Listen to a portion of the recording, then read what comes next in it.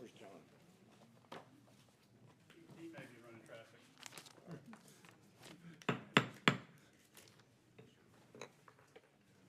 Good evening, ladies and gentlemen. Welcome to the Cinco de Mayo meeting of the Asheboro City Council.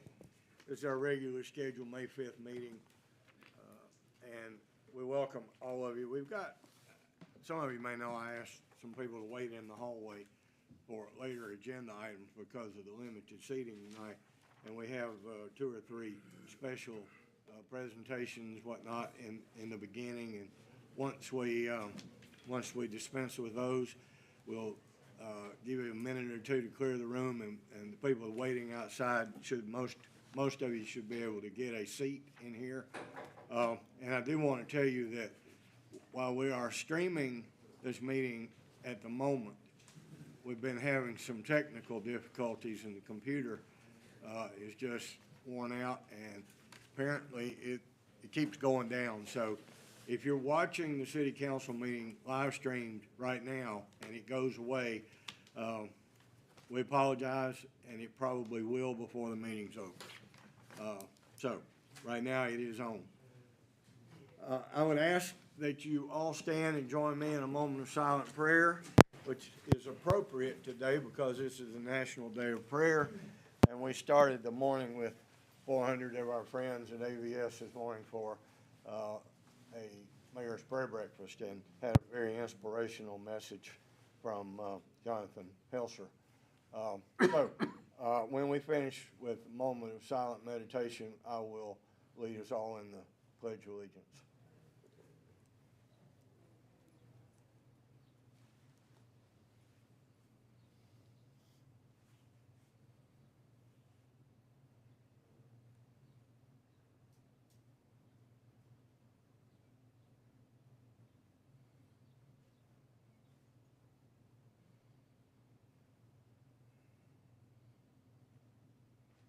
Thank you. Of the United States of America, and to the republic for which it stands, one nation, under God, indivisible, with liberty and justice for all. Thank you. We do have quite an agenda tonight, and we will try to move through that as expeditiously as possible, but we will also try to hear all the appropriate comments from the audience. At this time, I'd like to call on Mrs. Beverly Whitson. She is president of the General Federation of Women's Clubs and of the Asheboro Women's Club chapter, and you have a presentation to make to the city. I have a presentation. I was expecting you to give us the keys to the building. All right. Well, in that regard, then I have something I want to give you. Let me just, and all the women, members of the women's club, come right up front here. The Asheboro Women's Club, and how long have you all been in existence?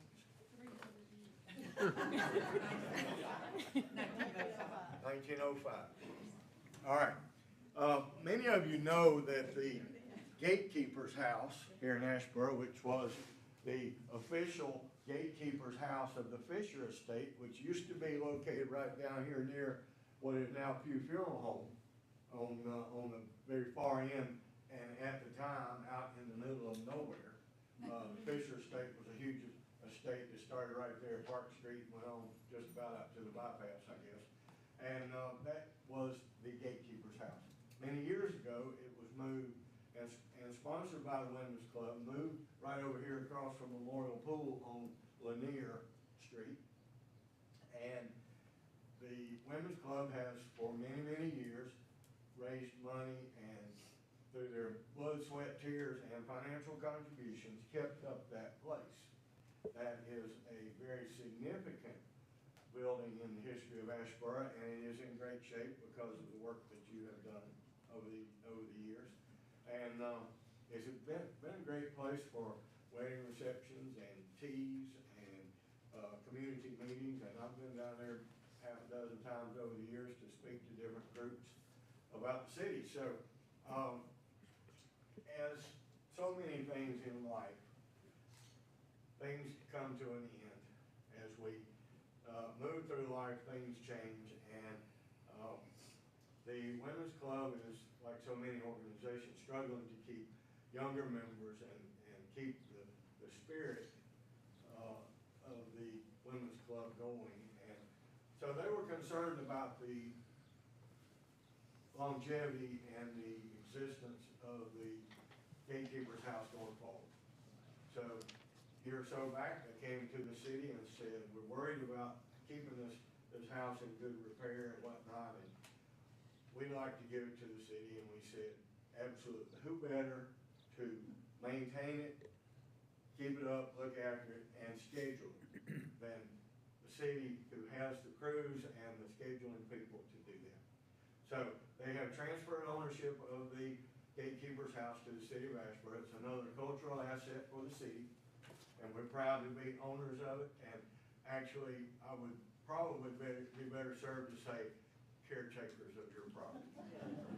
So, on behalf of the city, and in light of the fabulous work that you guys have done for many, many, many years, and many before you, we would like to present you with a plaque honoring you for Asheboro Pride.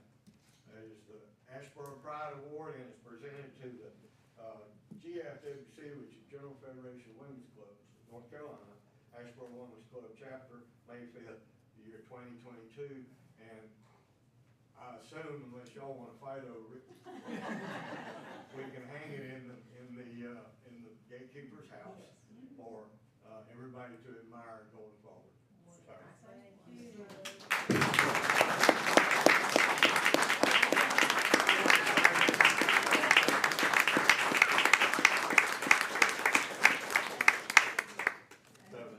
Thank you so much.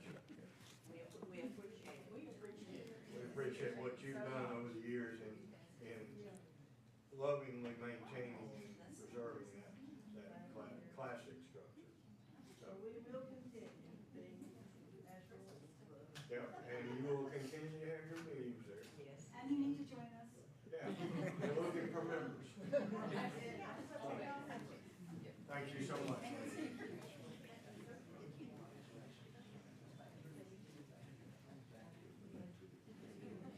Thank you, ladies. Thank you. Thank you. Thank you so much. Giving it out for us, so that we can still use it. We appreciate you giving it to, in the shape that you gave it to us. Exactly. I used to live in that house. Oh, really? Really? Wow. When I was on Sunset. Wow, that's amazing. Yeah, I remember that. I remember that being. That's great. Thank you for coming. Thank you.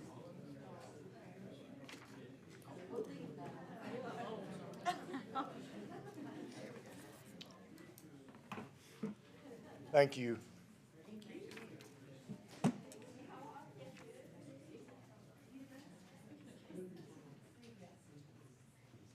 Okay, tonight we have in the audience representatives of the Asheboro Housing Authority, and they are under pretense of being here to discuss housing business. We would like to invite Van Rich to come up front, please. And I believe that Van Rich's family is here. Turn around, look. Did you know your family was here? I'm pretty sure these last 3 or 4 are not family. We're gonna clear the room in a few minutes. We'll find seats for you in a few minutes, guys. Give us a couple minutes. All right, Good to see you. well, they are housing, they are redevelopment commission members, are they not? Yeah, we're all. Okay, all right, all right. One of the pleasures that I have in being mayor of Asheboro is that I have the authority to issue proclamations, and make decisions like that. And, a lot of times, I don't think of it, but John Ogburn does. And, so, John got his thinking cap on, and I want to tell tell you about this man right here. Van has served on the planning board for the city of Asheboro since 1986. He has been chair of that board, was chair of that board until earlier this year, from 1994 until this year. He served as the chair of the Asheboro Housing Authority from 84 to 2009, which was 25 years as chairman. He still serves on both the planning board and the housing authority. He is an Army veteran, and he's been a member of the Asheboro Lions Club. Do you know how many years? 58 years. You probably had perfect attendance. I bet you had perfect attendance many years. And he is also a passionate owner of a 1950 Ford Model T that he rides in the Veterans Day Parade and many other parades around. And if you go to classic shows around town, you'll see Van and his Model T. So I have issued a proclamation, and it's a very wordy proclamation because of what I just highlighted. And I generally will read these proclamations, and I'm not sure we've got the time for that tonight. I hate to gloss over what Van Rich has done, but his family, Van could not do what he has done in this community without the support of his wife and his family. There were many nights when the kids were growing up and Van wasn't home because he had a meeting here for a planning board, or a meeting with the Lions Club, or a meeting with the housing authority. So, Van, in appreciation for all of your hard work and your love for this community and your dedication to community service, I want to present you with this proclamation. And it is signed. Therefore, be it proclaimed by the mayor of the city of Asheboro that Mr. Rich is hereby gifted with the key to the city. Where's that?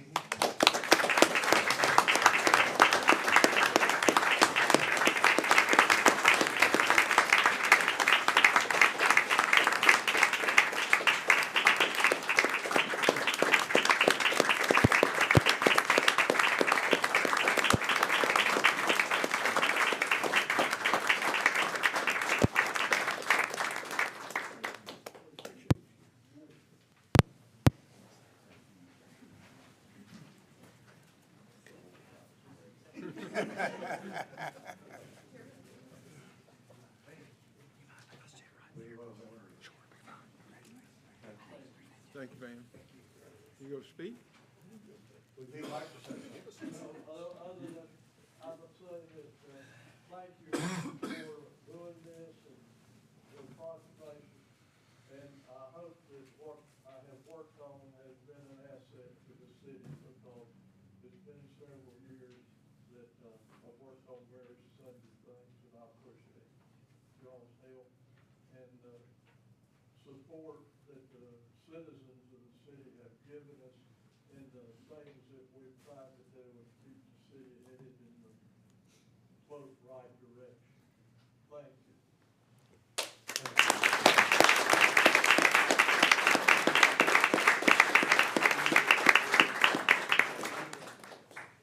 Ladies and gentlemen, we have a couple of committees in the city, the housing, the housing authority, but the community development and the planning board, which are appointed positions. And I think Van is living proof that it must be interesting if he can do it for 25, 30 years. So if you're interested in knowing what's going on in the city or having a hand in directing that, we are always looking to take applications for appointments to those boards.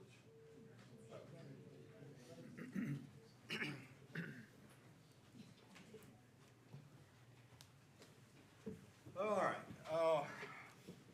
Next on the agenda is Mr. Steve Luck.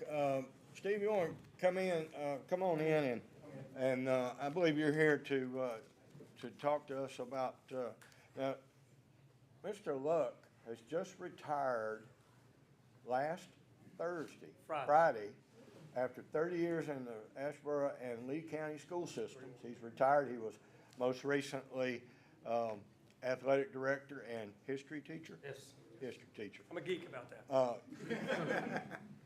John, Go ahead. all right, so. I just want to say thank you to the city council, mayor, John, for everything you've done. People don't realize what, I'm not scripted, so I'm better not scripted.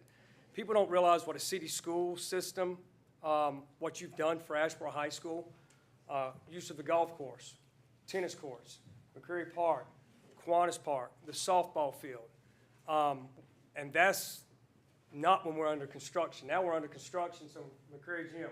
So people don't realize there's 427 traditional high schools in North Carolina. And so when I go to ADs, I don't go anymore, AD conferences, Asheboro is a brand. And so they talk about Lee J. Stone Stadium. They talk about the things that we have that they don't. I think the old Greensboro, which is Grimsley now, high school, they used to do that. Schools, I mean, cities don't do that anymore. And from the bottom of my heart, thank you. And I try to educate my coaches and the staff as to what you guys do. Hopefully they've listened, and because from the bottom of my heart, John's my neighbor. I see the mayor at every event. It doesn't matter. He's there more than most people that probably should be there, in my opinion. But he's always there, and I appreciate the support. That's away games and home games. So, you know, people just don't realize what you guys do. And I grew up here, spent 24 years. I taught some of your kids, okay? Debbie's son, I coached in baseball, and, you know, so I know most people in Asheboro, and in terms of what I do in the classroom is the most important, but you guys need to understand that what you do for Asheboro High School is very, very important. We can't do it without you guys. So thank you from Asheboro High School. I'm retired now, but thank you from the coaching staff and everyone that's there. I really appreciate that. It means a lot to me. Thank you, Steve. Thank you. It's been a great relationship. We look forward to working Yes. with West Barrier as a new AD over there, and Yeah, West Barrier's our new AD. I think everybody on the coaching staff now, I did hire with the exception of one, and Wes will do a great job. He's a wrestling coach. I'm a former wrestling coach and baseball coach and cross-country coach. And I'm biased to wrestling coaches, okay? But wrestling coaches have to be Johnny on the spot with paperwork, because in terms of weight loss and stuff like that, you just got to keep a good eye on it, and Wes does that. So you won't miss a beat. You won't miss a beat. Wes, he's bigger than I am, which most people are anyway. He's a big person. He'll do a great job. He'll do a great job. So you'll be in good hands. okay. Thank you. Hang on 1 minute. Okay. Principal here? Come on in.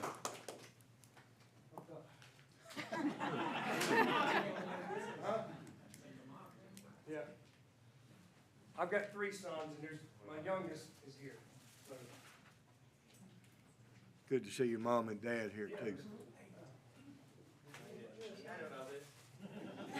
Owen and I are not one of his sons.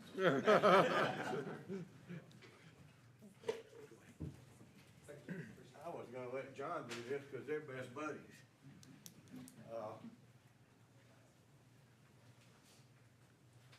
It is our pleasure, on behalf of the city and the city council, to present you with the Asheboro Pride Award.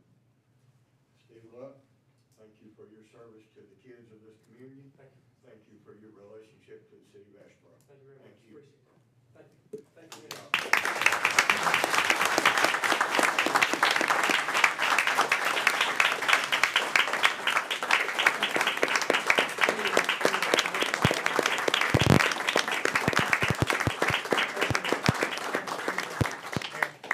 Two surprises in 1 week.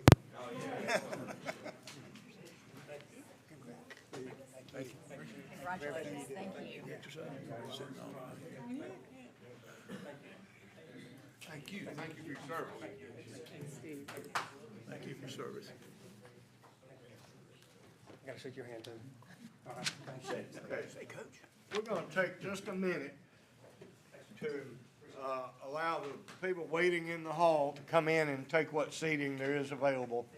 So anybody that's coming up on an agenda item, if you want to come on in, we have some seats in here. Girl outside.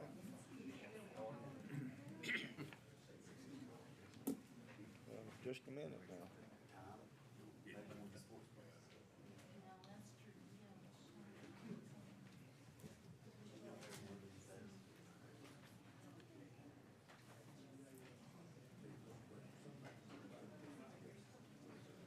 All right, anybody else wants to come in? There's still a couple of seats left.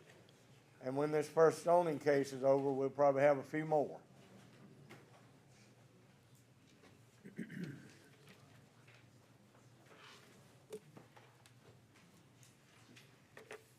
Bob, take your notebook. No. Okay. We got two right up here on the front row.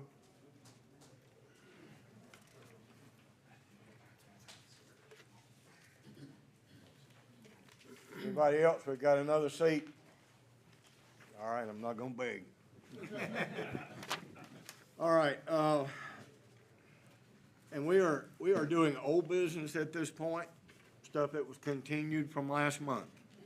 Item 6A is a legislative hearing, case number RZ 22-03 and SUB 22-02. Continuation from April 7th. And the hearing on an application for R10 CZ zoning and subdivision sketch design approval for residential plan unit development proposed to the west of 2513 Old Cedar Falls Road. Mr. Nuttall. Thank you, Mayor. Mr. Evans has distributed the revised site plans that have been submitted related to this case. As the mayor said, this is a continued public hearing from the April meeting. It does concern an application for a conditional zoning, so a rezoning to allow a planned unit development, as well as the consideration of a sketch design subdivision associated with that application. Council at the April meeting continued this matter after receiving public comments and providing its own statement. I will tell anyone wishing to speak, there is a sign-in sheet here at the podium. If folks would print your name and indicate what topic that you are here for this evening, that will help the clerk to prepare the minutes. Following, as I said, following the April meeting, the applicant, who is Mr. Brian Thomas, did submit revised plans to the city to be presented here this evening. Those have been presented, and the revised plan is up on the screen. The plans that are now before you present a total of 145 dwelling units, which is down from 160 units that you saw at the April meeting. The plans also have been revised to provide each of those 145 units with a two-car garage, as well as space for two additional cars to be parked on each lot's driveway. Two entrances to the development are still proposed and are seen on this overall site plan. However, one is now identified to be used only for emergency access, and that would be the easternmost driveway that's shown on the plan. Otherwise, these plans before you are generally consistent with those that you reviewed in April. Lots within this development still would be served by private streets that would be owned and maintained by a homeowners association. These updated plans have been shared with NCDOT. DOT stated that and reviewed these revised plans, indicating that the emergency driveway that is now shown should not be paved and should be gated in order to prevent customary use of that now described emergency access. DOT also has stated that final driveway locations and roadway stem lengths, as well as necessary roadway improvements likely to be turning lanes, are subject to conditions of a state driveway permit that would be issued at a later date. We do expect there to be roadway improvements required by the Department of Transportation. We don't anticipate that permitting process to significantly change the plan that you see here this evening. We went into a great deal of detail at the staff level in terms of what this request is. I'm not going to go through all of those slides. They are here for anybody that would like to review specific ones. All the conditions that the staff presented at the April meeting are still suggested as conditions should the council consider approving this request tonight. As we described last month, this request has been recommended for approval by both the planning board and the city staff, subject to acceptance of those stipulated conditions that are seen here tonight. Your report contains a suggested consistency statement as well as a rationale. Should the council disagree in any way with the rationale provided, you would want to make sure that you indicate how, whatever action you take here tonight, how you believe that to be reasonable and in the public's interest, as well as supported by the city's land development plan. So that concludes my remarks, Mayor. I'm happy to take questions or be available following any comments.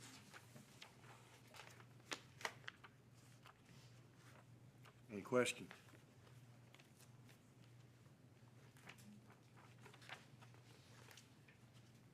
Okay. Jeff, this is a continuation from last month. This is, the hearing is still open. Yes, sir. All right. Mr. Wilhoit. Yeah, just briefly, the board should note, and Trevor addressed the board, the changes to the development. Originally, it was like 170, 171 units. As a result of input from the plan board, went down to 160. Concerns of density from this board reduced it to 145. That consists basically of 70 duplex units with one single model and one single model unit and 4 single units. 2-car garages, parking seemed to be an issue.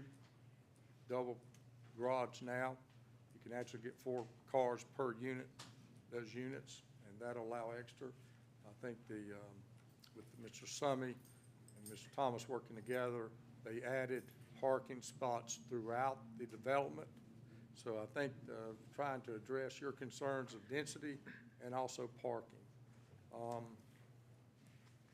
The reduction in density now brings this down to about 3.12 units per acre. Originally, it was over 4. The ideal number that staff was looking for was a 3.8, and so it's 3.12. I just want to remind the board that these modifications were done by consent of the developer and discussing it with staff. And he decided to do this on his own. But all this entire plan was designed according to your ordinances and your specifications. The tract development that was as presented of the 160 units met your guidelines and met your ordinances. And I would ask that you take into consideration that Mr. Thomas did take some steps to try to address your concern. I just want to be brief. I know some people still have some concerns about this, but I believe we've done a lot to try to make this more user-friendly. Yes. Question, Mayor. Go ahead. I think you had indicated, Bob, at the previous hearing that the proposed staff conditions were amenable to the applicant. Is that correct? So You had indicated, I think previously, that the proposed staff conditions were amenable yes, to the applicant. yes, that's correct.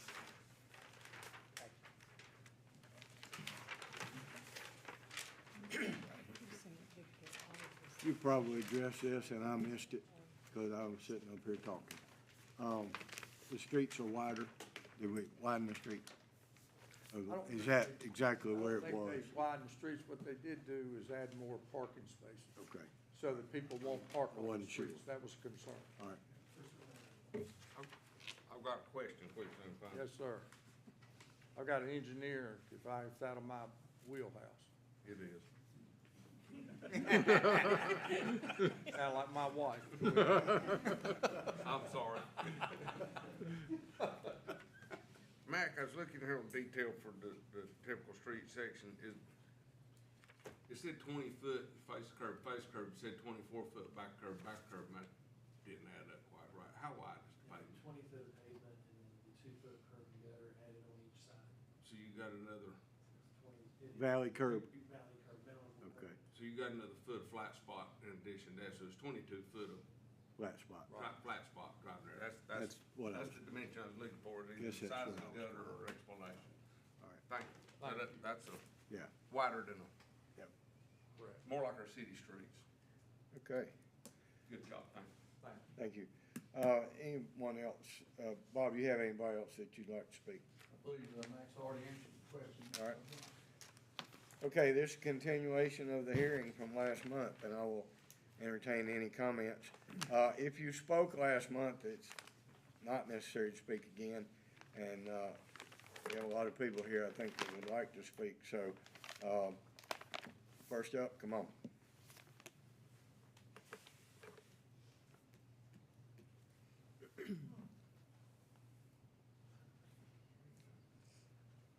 All right.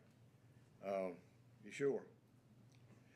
Now, if you spoke last month and you want to speak tonight, since there is nobody else standing here ready to speak, I will allow you to speak again, as long as it's not a rehash of what you said last month. All right. In summary, let me just summarize, and you stop me here. Last month, the council continued this because we had a lot of concerns about traffic, no parking on the street, single car garage and a single driveway. The applicant, even with that, the applicant met our requirements in our regulation for what he was asking for. He has taken our feedback in the last month and gone to two-car garages and double driveways, and additional parking, and reduce the number of units. So the density from 171 down to 145. And last month it was 161, so he's reduced it again. That's just a summary of the presentation, and if there's no one else that wants to speak, then I will ask the council for deliberation on this question. I'm still a little concerned about the private drive and. Private street. Private street, yeah, the streets that are private, because, and I'm concerned about homeowners associations taking over the maintenance of those at a certain point. And I know they'll be nice for a little while. And I hope the homeowners association will do as the homeowners association is required to do. But I think we've seen that that's not always the case. And I don't know, I just would feel better if there's some other assurances that these streets would be maintained. An issue I brought up last month was that our garbage trucks are not going to go down private streets. These are still city of Asheboro, people are going to be paying full tax for those units. Part of your services that you get with the tax dollars you pay is garbage and recycling pickup. So they're not going to get the full value for the tax dollars that they pay. And that's a concern to me, as, you know, it should be a concern to everyone, I believe. So, and I always lean on Walker for street things because he knows these things, Bob. But I don't know about the streets like he does. But I'm looking for something to tell me that this is the right thing to do, to charge somebody tax and then have them pay a fee that they wouldn't normally have to pay if the streets were not private. So Eddie, I'm gonna respond. Okay. There's people in this city that pay for sewer I know. that don't have sewer. I know. No. That's true. And I represent about 4 or 5 of them, and that's an issue. Yeah. And I would, you know, in this instance, it's not in violation of ordinances to have a homeowner association. They have. It's not. And this is gonna be quite a substantial investment. I just don't anticipate, homeowner association, I mean, we're not talking private there. He's trying to figure some angles on that, and possibly trying to set up a separate fund inside the homeowner association for, maintenance of roads solely, so it can't be rated like a power bill fund inside a homeowner association. an escrow account for road repair. where that stays isolated and not be able to be rated for other homeowner association deeds. Because there are strict laws and regulations about operations of an HOA. That's correct. It is a That's highly correct. regulated entity. Yes, it is. It's unfortunate, but the bottom line here is that it's buyer beware, it's the free market. If someone chooses to buy a house on a private road, and eventually the road falls apart and they have to fix it, it's unfortunate, but that's what they bought into. Well, he's gonna be required to build according to your ordinances Yeah. and your regulations, and it'll be built. And we've tried to warn him. I mean, we talked quite a bit about that last week, but that is actually outside our wheelhouse. You know, it's a concern, and I would feel real bad about living in a neighborhood where I had to go out or be assessed to fix a street when I'm paying city taxes to fix the streets. Like building a big house in the county and going on the land side of it, Yeah. and there's no restricted covenants out there to protect you. But under the premise of buyer beware, most developers of this sort of, I'll use the term very loosely, cluster homes or higher density housing, make a series of trade-offs that people find attractive.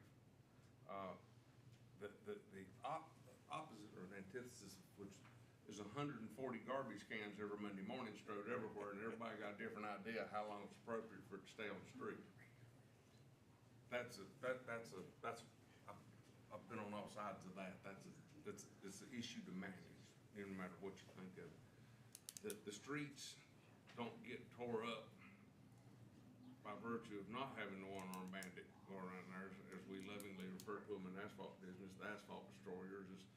Those garbage trucks are akin to a baseball bat and a windshield storm. It's just tough, the way they operate. So trade-offs have been made for aesthetic reasons and practical reasons of management. Some folks choose to live in that environment, some folks choose not. So that's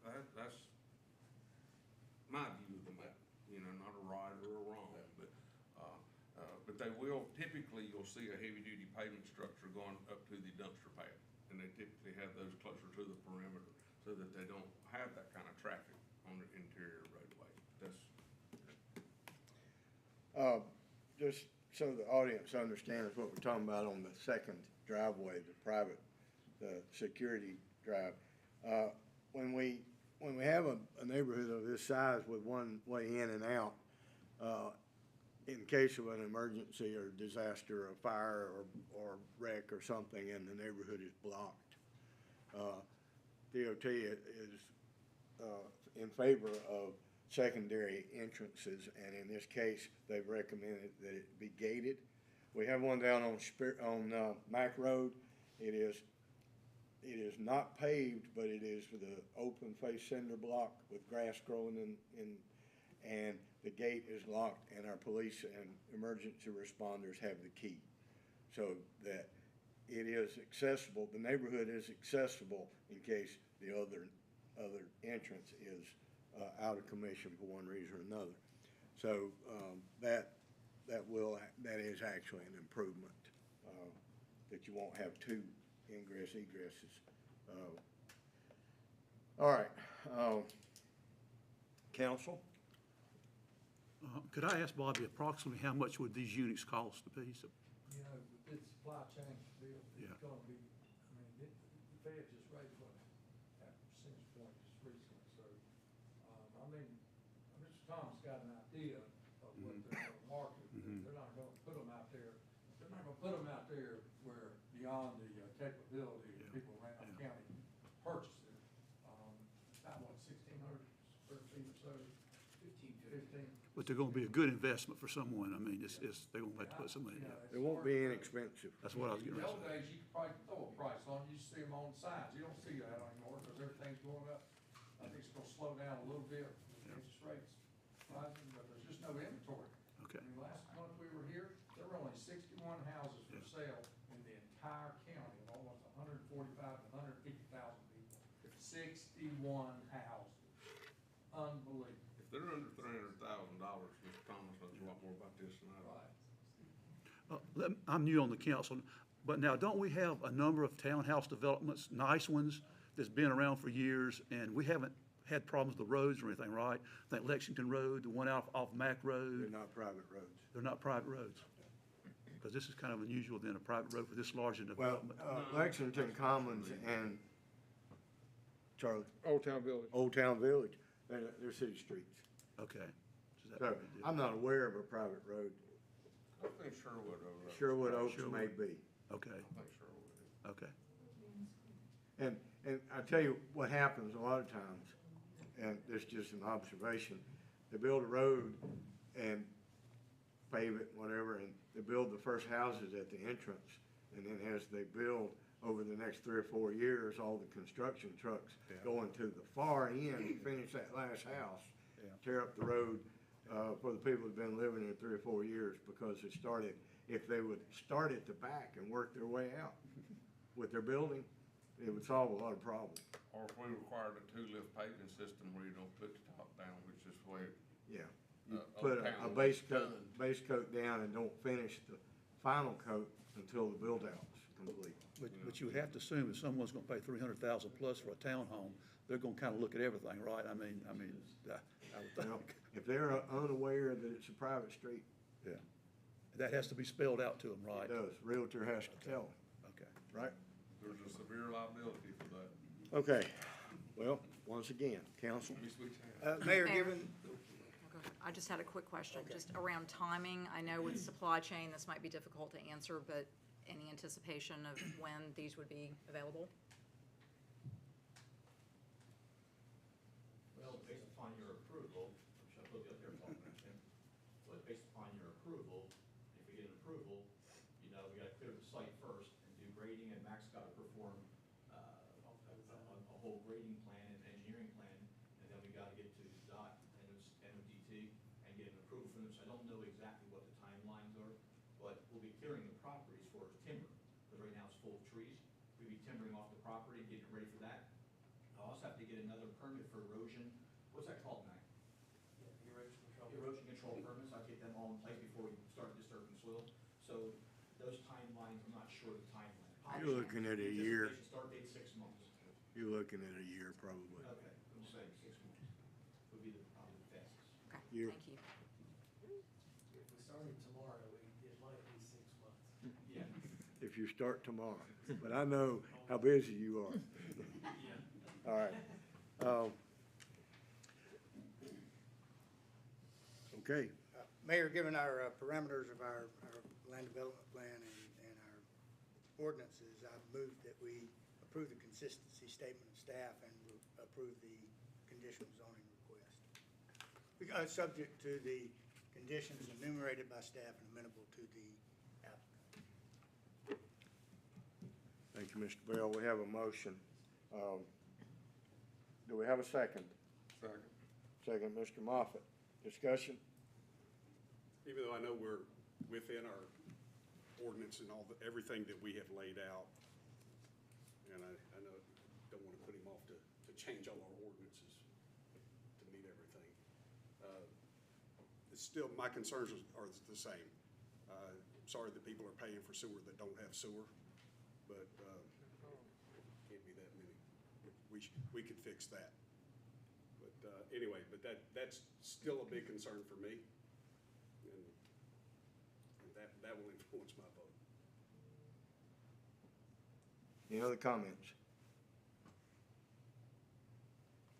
Okay, we have a motion and a second. All in favor of approval, say aye. Aye. All opposed? Nay. We have, let the record show, we have one dissenting vote. Motion carries. And let me say, Mr. Thomas, I appreciate you hearing us last month and making these changes. I think it makes it a lot more livable. As I said last month, I would hate to have to go out and move my car so my wife could go to work in the morning. or vice Disturb versa. your sleep, Because I can't get my wife up and move her car if I gotta go to work. But no, I mean, it just makes for a better living. Yep, and, you heard the council's concerns and worked hard to make it. And let me say this to the neighbors, the opponents. I understand, and as I said last month, I have been out to Kevin Price's house and seen the garbage can that was run over by the garbage truck, the big tractor trailer. I know what you're talking about. It is DOT's responsibility to to widen the road if it needs to be widened, to make that safer ever how they can. So I would encourage you to stay on top of that.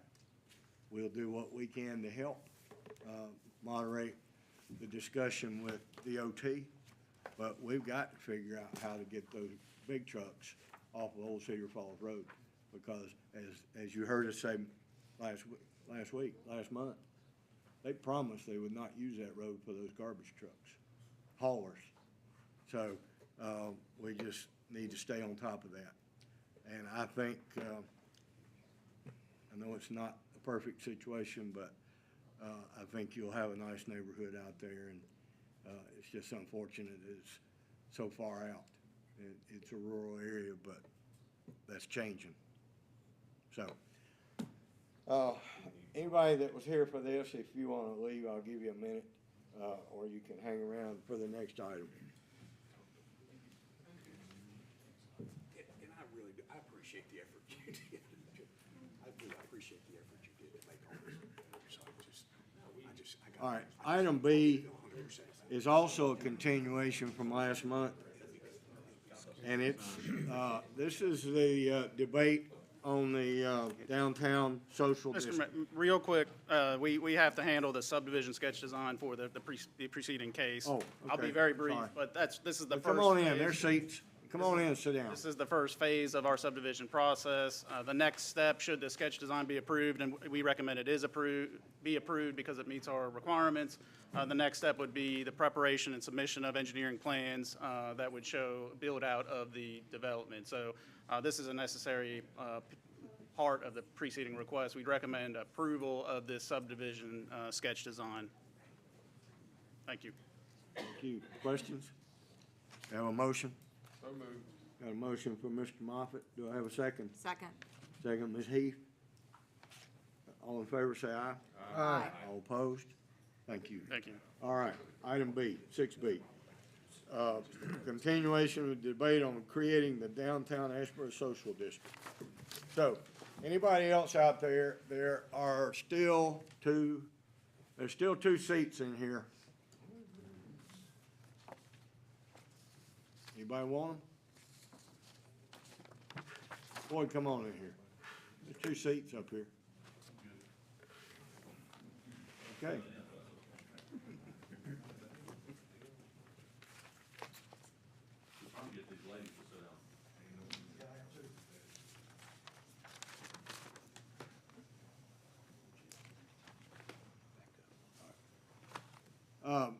Mr. Sugg, we kind of left this in your hands last month, and I know you've spent a lot of time on it over the last 3 weeks, 4 weeks, and you have a report for us. Yes, sir, and I'll get Trevor to assist me since I'm so inept with technology. If you look, you can see where we've started on the progression, and let me start off by emphasizing that. Your speaker's not working. Are we allowed to step in? Yes, come on in. And I apologize for that. I don't understand why the speaker usually works. Yeah, come on in.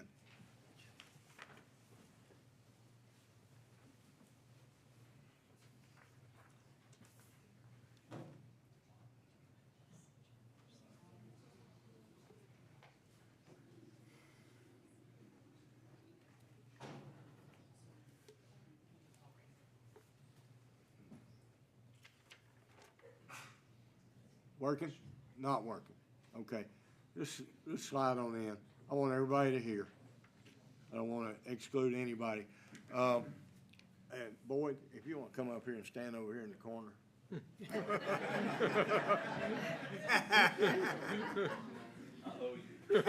Stand over here against the wall. All right, there is another seat up here. And there's a seat over here. Come on. There are 2 seats in here. Come on. All right. Okay, Mr. Sugg. Yes, sir. I'll start again by, and I apologize to one sitting close to me, I'll speak up, I'm not meaning to yell at you.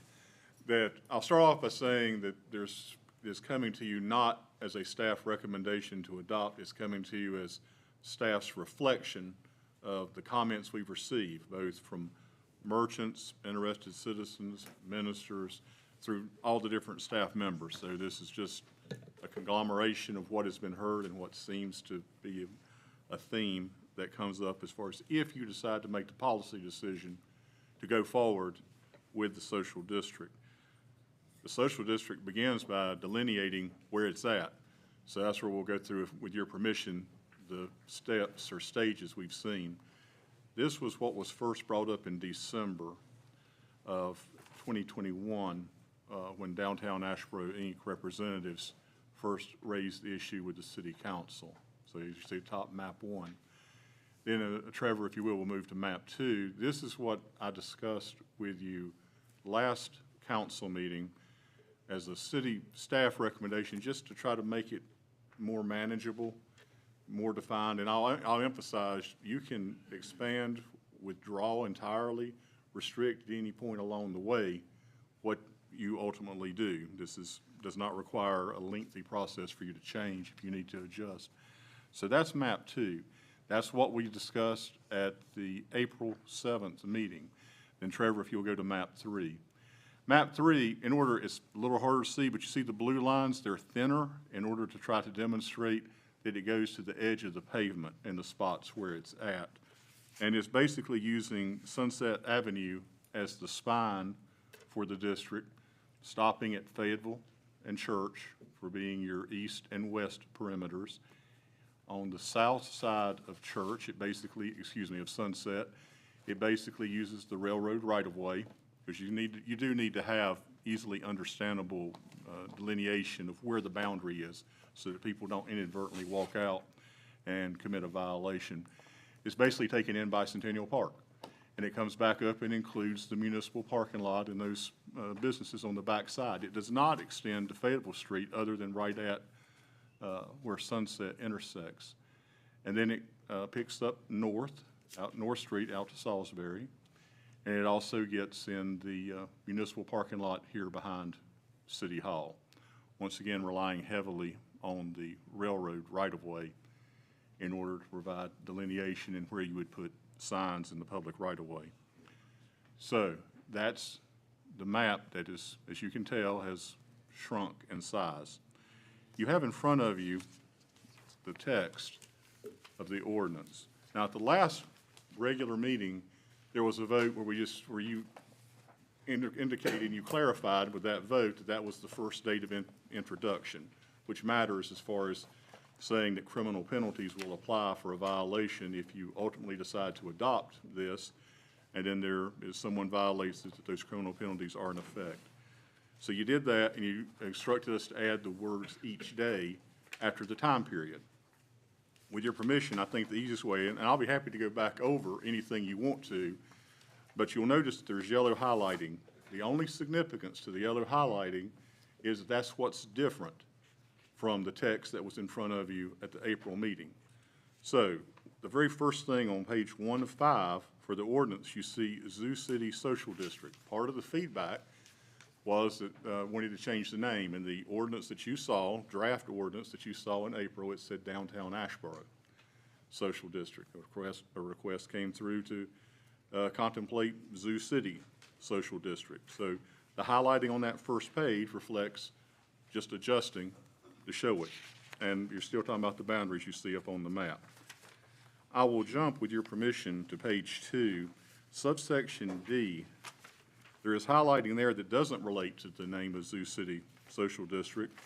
That was simply a clarification to say that it's a Class 3 misdemeanor if you violate the ordinance, and making it clear that it's the maximum possible penalty of $500 for that Class 3 misdemeanor.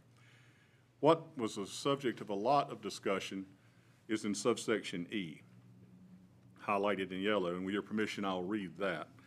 The days and hours during which alcoholic beverages may be consumed in the Zoo City Social District are Thursday, Friday, and Saturday between the hours of 11 a.m. and 11 p.m. on each of the listed days. That reflected removing Sunday from the discussion, expanding the hours on those days of Thursday, Friday, and Saturday. Continuing on, you'll see that the next sections all pertain to highlighting related to the Zoo City Social District name. The next substantive change, as far as beyond name, is on page 4 of 5. And there again, with your permission, I'm going to read that subsection because it's a whole new subsection. It's subsection I. And this is designed to deal with situations such as if you have the Fall Festival going on or some other event where you may not want the social district to be in effect. But to still make it clear, to still clarify, because we do have to register it with the ABC Commission if you decide to move forward, and say there are set days and set hours for the social district.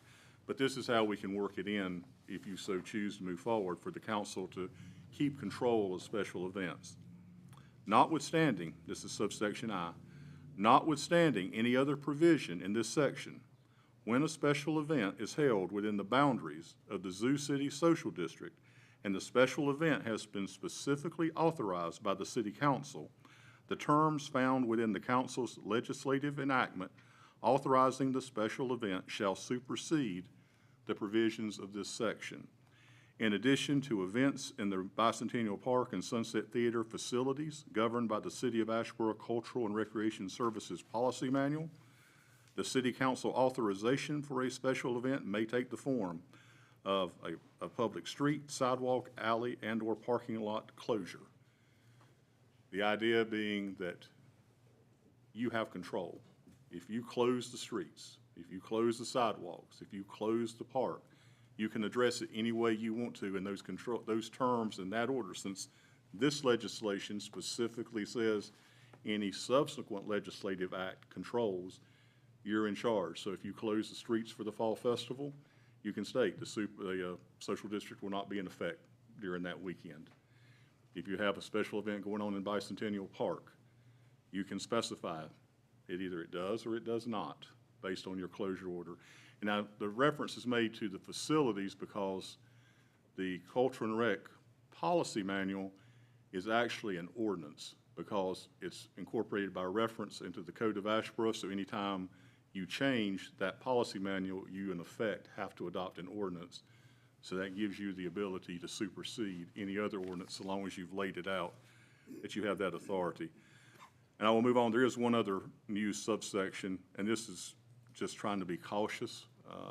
It's a severability provision in there that if some provision is found to be unenforceable or invalid, that the remainder of the provision that's not held to be invalid is still in effect and works. I also note that I put in for the ordinance taking effect, we usually pick the 1st or the 15th. You got to have time to, if you decide to move forward, you would have to have time to put up signs. Policies have to be put onto the city website. You have to register with ABC Commission. We go with the 1st or the 15th. This picks the 15th day of May if you decided to bring this into effect for when it would start. And that also falls on a date other than when those dates are in there, so you don't come midstream with the district. I'll be happy to answer any questions.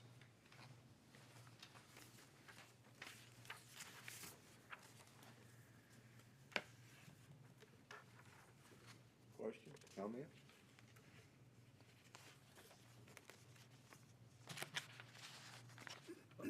Okay. Let me ask one thing. Here again, I'm new on the city council, so I'm going to plead a little ignorance about some things.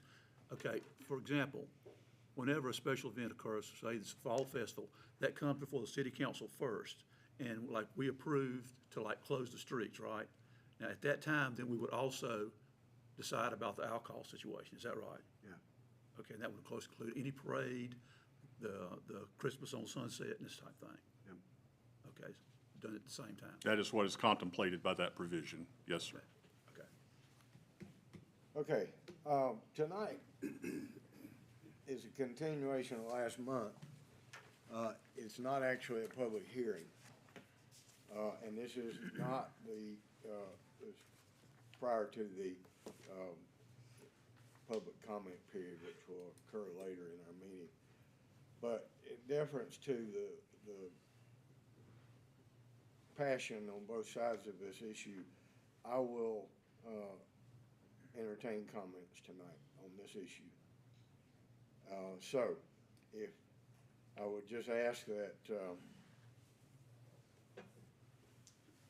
either side not say the same thing over and over and over.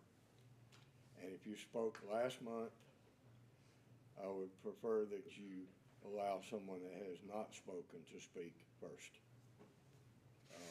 And so we just need to keep this orderly. So if there's anybody that would like to address the council, this is, even though Mr. Sugg has written an ordinance here, a proposed ordinance and a proposed map, does not mean necessarily that this is a done deal. There is still concern among many council members, and we have heard from people, citizens, on both sides. So, if someone would like to speak, I will invite you to the podium and would ask that you print your name on the list. And the printing of the name is simply so that when we transcribe the audio tape, we can spell your name right. Because a lot of times we can't get it off the tape. So, who would like to speak first? Go ahead. I don't think it matters. Barbara, come on. And we don't have to take turns, and we don't have to let one side go or the other side go. Just, if you want to speak, you stand up and speak. I think we'll figure out which side of the issue you're on.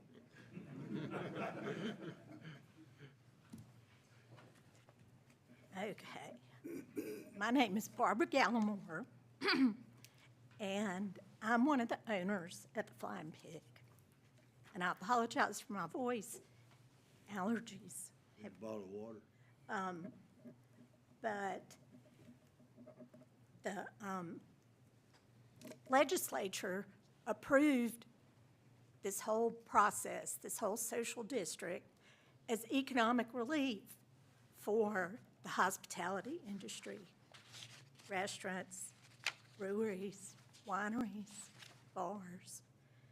And I don't know if y'all are aware of the millions and millions of dollars in North Carolina that were lost during the pandemic, which in the big scheme of things, that's tax dollars lost too. It all filters down. We've been in business for almost 13 years next month, downtown, the whole time. We opened the Flying Pig when there was nothing downtown but the Antique Mall, and Junior Shaw had the soda shop. All the buildings were empty.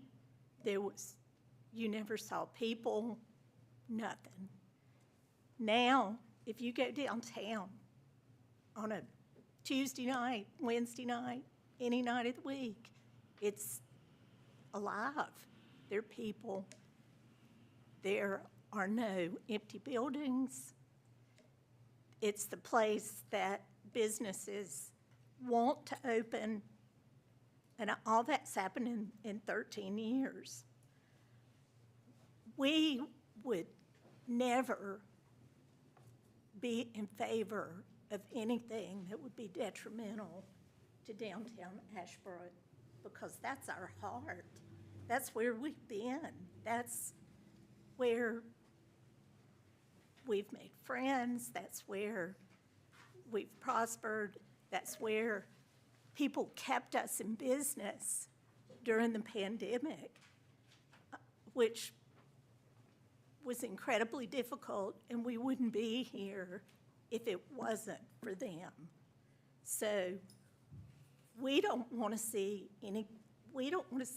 intoxicated people on the street. We don't want to see trash on the ground. And I truly don't think that's what's going to happen. This is just a way for businesses to recoup a little bit of that, the hundreds and thousands of dollars that we lost. I've got some notes here, but, you know, we don't want to overload the police department. Most citizens in Asheboro are respectful, and they follow the rules. We would have to follow all of the ALE rules. And there are actually more rules for this social district than just if you walk in to my place or Joel's place or Becca's place. We have more rules that we have to follow, which is fine. We're happy to do it. The smaller footprint is, you know, everybody has worked together to give and take, and with that give and take, we have proposed something that seems workable. Just a weekend, just something to see how this is going to progress, to see how this is going to work. Like I said, we would never be in favor of something that we thought would be a detriment to downtown Asheboro. So, I just, Thank you, Barbara. you're welcome. Next.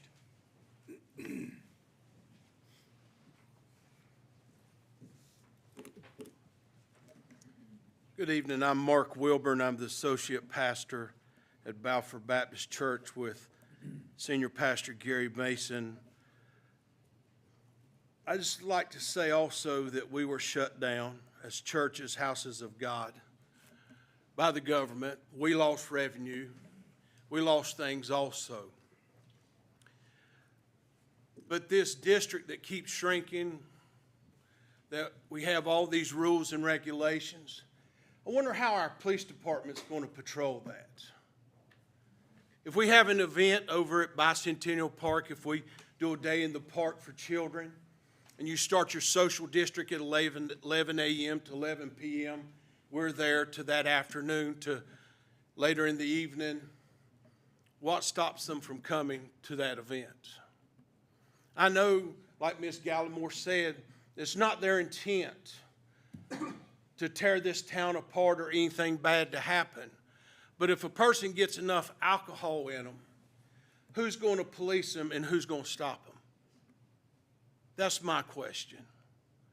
We have alcohol already in these restaurants. Should that not be enough?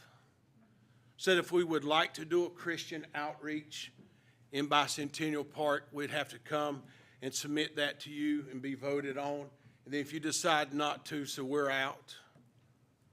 I'm just putting plain facts out there tonight.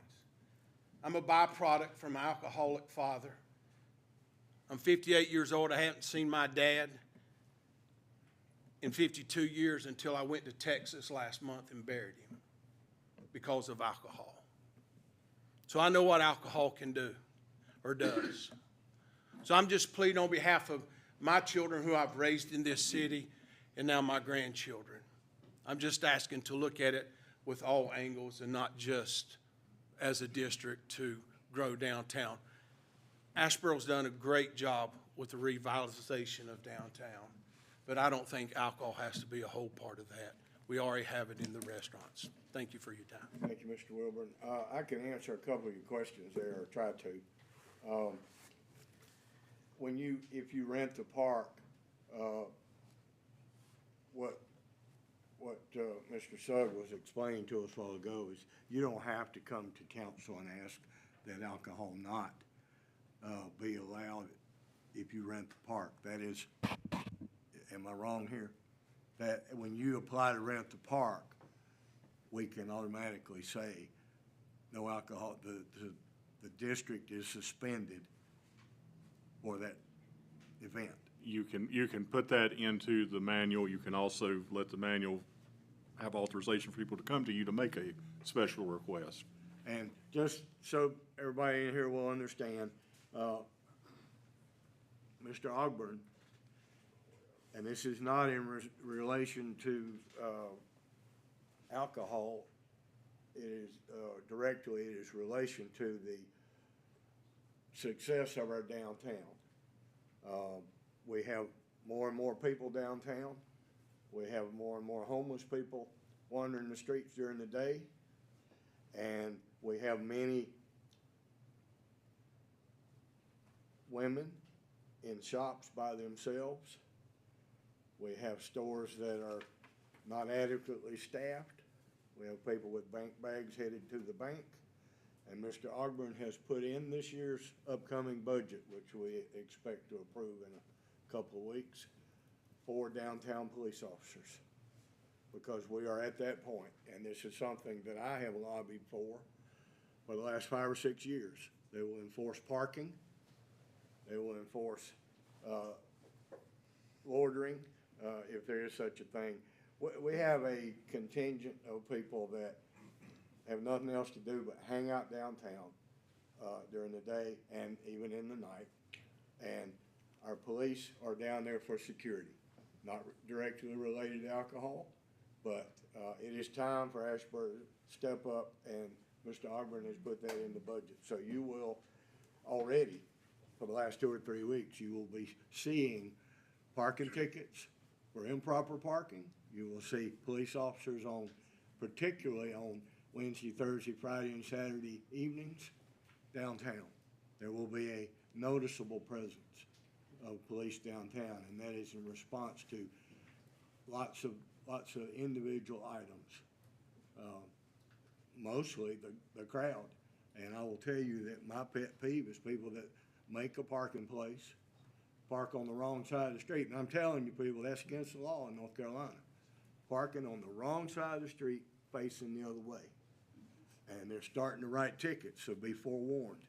You come downtown and you park on the left side of the street facing the opposite way, they're gonna write you a ticket. That's my pet peeve. But, and making parking places where there are none. The yellow line's there for a reason. The striped corners are there for a reason. I had a downtown merchant send me a picture one Friday night. It was a picture of a car parked in front of the train mural. Drove around the kiosk and parked in front of the train mural, and he said, "Who says there's a parking problem in Asheboro?" So, people are prone to make their own parking, and I'm not making light of what we're talking about, but I'm just saying that it is time for us to start getting serious about our downtown in more ways than one. So, Mr. Wilburn, you asked a couple of questions about the police and the mechanics of the park. So I was trying to answer that for you. Yes, sir, thank you. Next. Before we move on, Mr. Sugg, a point of clarity in paragraph 5, I want to be sure I've understood what was being discussed here. If an entity through the Parks and Recreation Department just simply rents the Bicentennial Park, makes arrangements for that, that's under their control and their prerogatives during that event, correct? That is correct. But that event does not suspend the entire social district. It will be, Just the portion that's been rented. the way it is envisioned is you have flexibility in how you want to structure the manuals control over that, with the idea being, right now, there'd be a default position that simply renting the park and no further council intervention in it would mean that the social district is not suspended. Correct. At that time.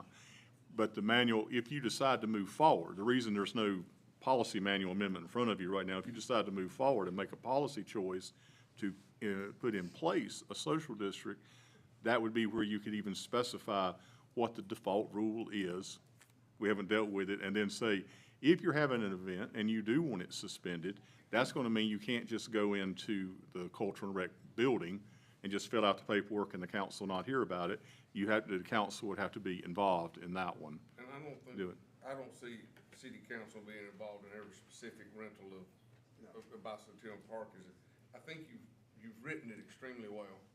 It's very clear that a specific, a special event that has been specifically authorized by the city council, which is extremely different than a mere rental. And that's closing streets primarily. Correct. But more to the point. Yeah. If any group whatsoever has a simple rental of it, then they have control in their prerogative for the extent of that rental, the term of the rental. That is correct. I'm sorry, I misstated that, misunderstood. Next, Mr. Pappas.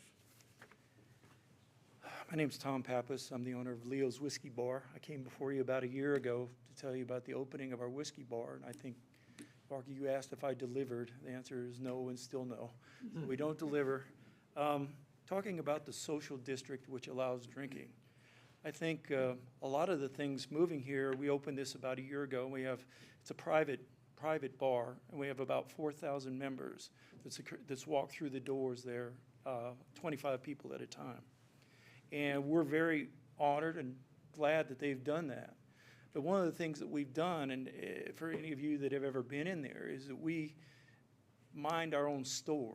In other words, one of the things that we do is make sure that the people that come in are responsible acting and responsible when they leave. We have a limit of 4 alcoholic beverages. Not everybody does that, but that's just the decision we decided to make in order to make sure that people understood that it was about the socializing.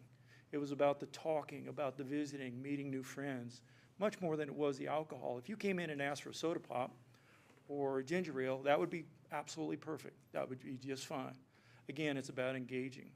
So one of the things that it's been called in many of the, I think, the actual legislation talks about a social drinking district. I think maybe Asheboro, because of the idea of drinking out on the street, might talk about a little bit more of a social district where alcohol is allowed. And one of the things that I can say as an owner of one of the businesses down there kind of goes along with what Barbara was talking about, and that is the fact that it's our businesses that would be jeopardized if there were drunk people out there, if there were homeless people out there and everything like that, if people were parking in the wrong place, if they're not parking according to statute or ordinance and everything like that.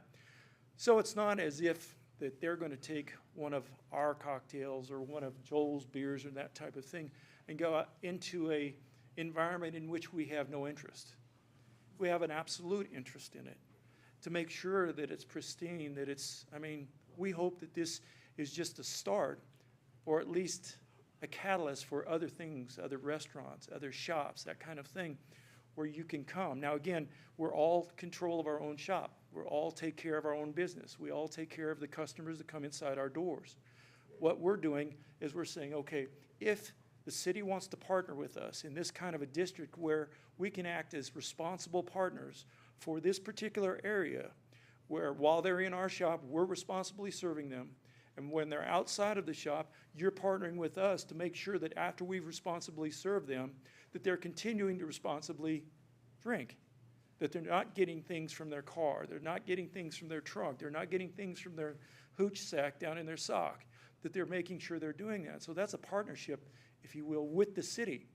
So that's something we take very seriously. The idea of me opening a whiskey bar in a place that was going to turn into a rat hole is just crazy. That's just not what I would do. I've never done it in my life. I retired, came here. Oh, by the way, you want to find out how to become a millionaire, is take $2 million and open a whiskey bar. Just in case you're wondering. 25 people at a time. 25 people at a time. So I think that's one of the things that we talk about. And again, the gentleman that spoke about the ills of alcohol, I don't disagree. We've all got people in our past and people that we've talked to and people that we've known, and I've got relatives in my own family. It was the abuse of alcohol that took a lot of some of my friends away, some of that type of thing. So when I open a whiskey bar, which is hardest of hard liquors, I do so responsibly, recognizing that when they come in, they're kind of under our care. Yes, we're a private bar, and that's our responsibility not only to those people, but to the people that are sitting there as well. Somebody coming in there having had too much to drink, if anybody ever decides to do that, they'll be offered a Coca-Cola, a glass of water, a cup of coffee. They will not be offered a cocktail or a drink of liquor, period. Or a ride home. Or a ride home. Yeah, since I have two ladies that do our bar very well, I'm kind of the Uber for Leo's Whiskey Bar. Now, we've never had that situation. We've only had it once. A guy had a moped, which I'm not sure how exactly he got there, because he was in bad shape when he arrived, and he was in worse shape when he left, not because of what we served him, but he just had no business being on a moped. I don't think he made it home because the police officers gave him a ride home, I think. And we hate to see that. But the idea of enforcement, I think that's key. Parking, all that's going to leapfrog. So I think one of the things we have to talk about is the fact that we are responsible for the people that we serve. Joel's responsible. Becca's responsible. We're all responsible for that inside our walls. And we're going to say, all right, if we do the right thing inside of our four walls, will the city partner with us and say, okay, let's extend this outside for specific hours, on specific days, for a specific purpose, to help grow Asheboro downtown from restaurants to shops to parks, other things like that. If things need to be carved out because of a religious or some sort of festival, fine, great, awesome.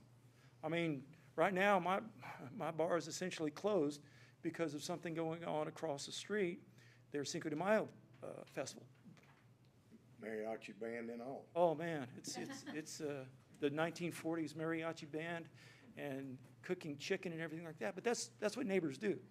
Now, on the 7th, we'll be doing a Kentucky Derby Day, so hopefully we won't have mariachi bands during the Kentucky Derby Day. I'm not guaranteeing that's going to happen. Culture clash. Culture clash, right there on North Street, right about the 100 block. But anyway, that's just my concept is the fact that all of us, I think, I can't speak for everyone, but I speak for myself, is we take our responsibility as people who provide spirits to people that come in very seriously, at least I do. Tom, may I ask you a question? Sure. Do you have anybody Serve Safe certified? Excuse me? Serve Safe certified, there is a state program for bartenders. That's Oh, called, yes, Christina's. Christine went ServSafe. through a class. She went through a class. certification. Joel, do you have Serve Safe bartenders? Every single one of our bartenders. Barbara? All right. It's a state program that trains bartenders. And Serve Safe certification, and it trains them, a lot of them, of how to identify somebody that shouldn't be served. Absolutely. But the Chamber of Commerce offers that and is willing to offer that for anybody downtown, free of charge, that they'll set it up and pay for it, pay for the instructor to come in. So I would encourage, even if we don't pass this tonight, every bartender serving alcohol downtown Asheboro should be Serve Safe certified. Sure. And I would ask that we make sure that we I'll make sure my people are. do that. If they're not. Okay, thank you, Yep. Tom. ALE also has one once a month in Greensboro. Okay, great. Sorry? Chamber offered to bring, ALE, he was saying ALE offers it once a month in Greensboro, but the Chamber's willing to bring it to Asheboro for everybody downtown. That'd be great. Next, do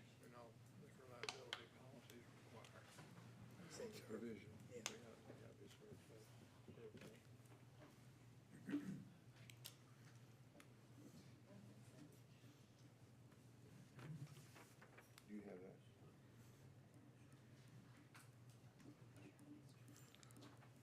My name is John Serva. I would like to present the council with a signed petitions against the social district. I have more than this. I will be dropping them off. I just need to get all of them collected. Some of those are from City of Asheboro members. A lot of them are from Randolph County members that live or that work, play, and eat in the city of Asheboro. But he brought up a lot of good topics. When their customer is in their restaurant or their facility, they're responsible. If I go in their facility and I get injured by a drunk customer, that said facility is responsible for my injuries via lawsuit or whoever comes around. He was saying that you guys as the city are gonna partner, so if I'm out in this map district and I'm walking through, I get assaulted by someone that's drinking alcohol from their restaurant, now the city should be, that allow it to happen, should be liable just if I was inside their restaurant.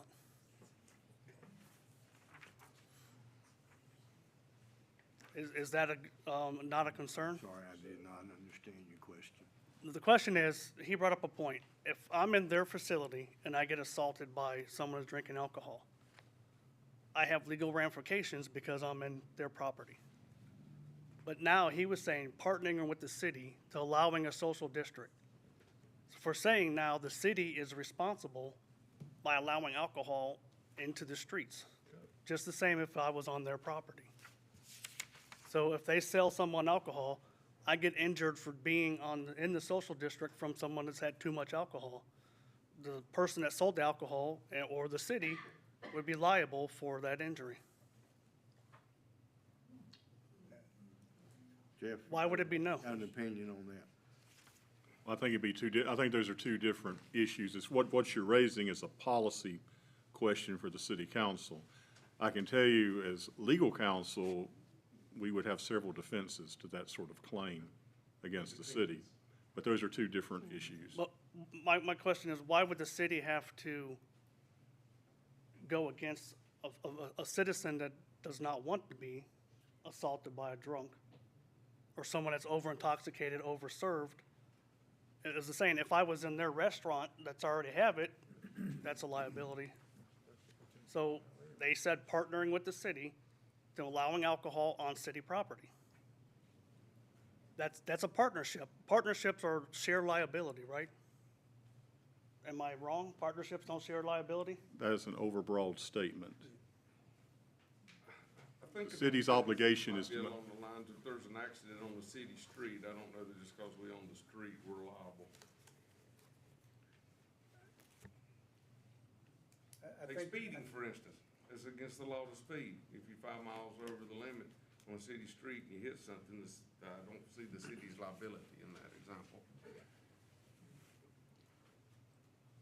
Okay, it just seems like there's a lot of city dodging the responsibility for allowing alcohol on their streets, is what I was getting at.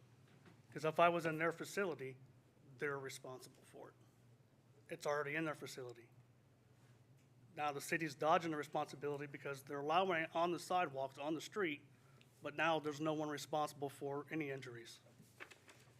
It's come downtown at your risk. I respect your view, that's not how I followed it. There's a lot of misinformation out there, and I will attempt to clear up one thing. If I were in the whiskey bar, or I were in Four Saints, and I decide to walk out with my drink, it has to be in a clear plastic cup, and it has to be branded by the company that I bought that alcohol from. It's a little plastic 3-inch cup, like a Dixie cup, clear plastic, and it has to say Zoo City Social District, and it has to have the name of the establishment, in this case, Four Saints. So it's not like you're gonna encounter somebody walking down the street with a Budweiser bottle or a glass of whiskey from Leo's, a noticeable, it'd be a plastic cup. Now, that doesn't change a whole lot, but it is, and quite frankly, if you're standing out there on the street with a cup that says Four Saints and it's branded Four Saints, I expect Four Saints might have a little liability there. I don't know. That's a legal question that I can't answer and wouldn't attempt to. But I did want everybody to understand, we're not talking about a beer bottle or a mug or anything like that. We're talking about a little clear plastic cup with the brand on it. All right, next. Yes, sir. My name is Brent Tysinger. I am a former public school educator in this town and also a pastor, lifelong resident of Asheboro and Randolph County. And I am in opposition to this measure, and I'll try to keep this quick because I know the comments are getting long. It seems to me, as a lifelong resident of this area, that we are seeing an increase, I don't have statistics to back this up, but just anecdotal, that we are seeing an increase in substance abuse problems in our area. As I drive down the street, oftentimes places that I go, there'll be somebody who's inebriated or someone who is perhaps high on some sort of substance. It seems to be a problem. And I wonder if the reason I have chosen, one of the reasons I've chosen to stay in this community my entire life is because I wanted to raise my family in a family-centered, Christian value community. This seems to fly in the face of that to me. This seems to put our worst foot forward and not our best foot forward. And so as a pastor and as a parent, I am in opposition to this measure. So thank you for listening to me. Thank you, Mr. Tysinger. Next.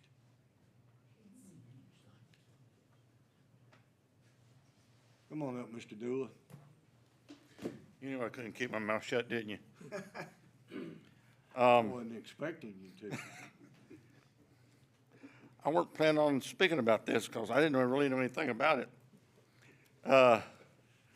My experience with public drinking has not been in the last few years, but we used to have this sporting event. It was called a pub crawl.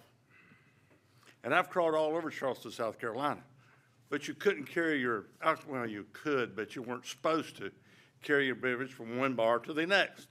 And sometimes it did end up being a crawl, because this was a Navy town and I was in the Air Force, and you had a kind of cognito. But there's nothing that says a friendly family town like going down the street and seeing somebody coming down the street and having to watch for people that puked on the ground. If you want to have a good time, go to Savannah, Georgia. I was just talking to somebody about here about Savannah, Georgia. Largest St. Patrick's Day event in the United States is in Savannah, Georgia. And they have, I didn't know it was called a social district, but you can carry alcoholic beverages on the street. It is not the kind of thing you want to see in your town. If you want to have a drink in this place and you want to walk down to the next one and have a drink, fine. Drink your drink here and go there. Don't just bring it out on the street, because we've got a fairly decent reputation. I saw Asheboro go from this great little bitty town, with Sunset full of streets, giving away bicycles over there in front of the gym, to nothing on the streets, to bars, tattoo shops, and overpriced restaurants. And I'd like to see it kind of come down. But I don't see what the social district has to do with being able to get a drink here and walk to the next place and have another drink, or having a meal and having a drink and then going down to someplace else. I don't really come down to Asheboro that much, except Mr. Burke knows why I come down for meetings. But I just don't see of course, it's going to be a big financial boom to the city to have open containers on the street. But anyway, you guys have a nice night. Thanks, Mr. Dooley. Next.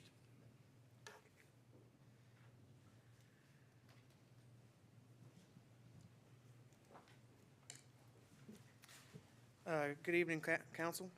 My name is Jonah Serva. I am the youth pastor at Balfour Baptist Church. I'm here representing the over 300 members that we have there that come to Asheboro to worship God.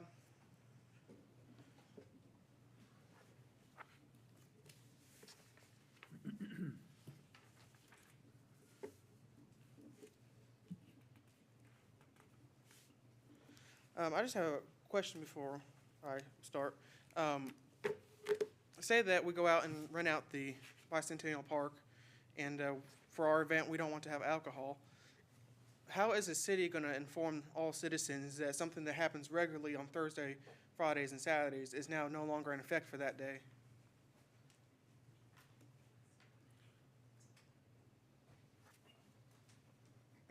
Go ahead with your comments, and we'll get the downtown, we'll get her up to answer the question after you finish. Okay. So, I am 21 years old. My birthday was just this past Sunday, actually. And I'm against alcohol. I don't think anyone should be drinking it according to the Bible. But that's not what's on discussion for today. Discussion is if it should be publicly drinking in the streets.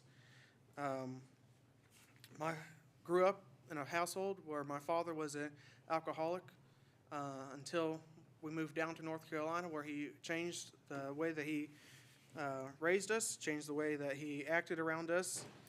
Came down to it where he became so addicted to alcohol that my mother approached him one night and said, "You either choose me and your kids or you choose the bottle." Praise God that he chose a family instead. But for those who are addicted to alcohol and the effects thereof, it is putting them almost in a state of torment where they're sitting there saying, "I don't want to drink this, but when I walk down the streets, I'm being exposed to it all around me." Furthermore, I think it exposes our children to the substance before they're of age to be exposed to it. And it forces families of faith to go into areas of our city that is clear against the will of Almighty God. As a council, if y'all remember last week, my senior pastor said that you are all the watchmen or watchwomen on the wall, that it's your responsibility to keep the city safe and do what's best for it and for its citizens. I believe that you received a letter from me this past couple of weeks with several pages of scripture from the Bible to take into consideration when acting upon whatever you guys decide for tonight. But I just want to leave y'all with this extra scripture. Philippians chapter 1, verse 27 says, "Conduct yourselves in a manner worthy of the gospel of Christ, so that whether I come and see you or remain absent, I will hear of you, and that you are standing firm in one spirit with one mind, striving together for the faith of the gospel."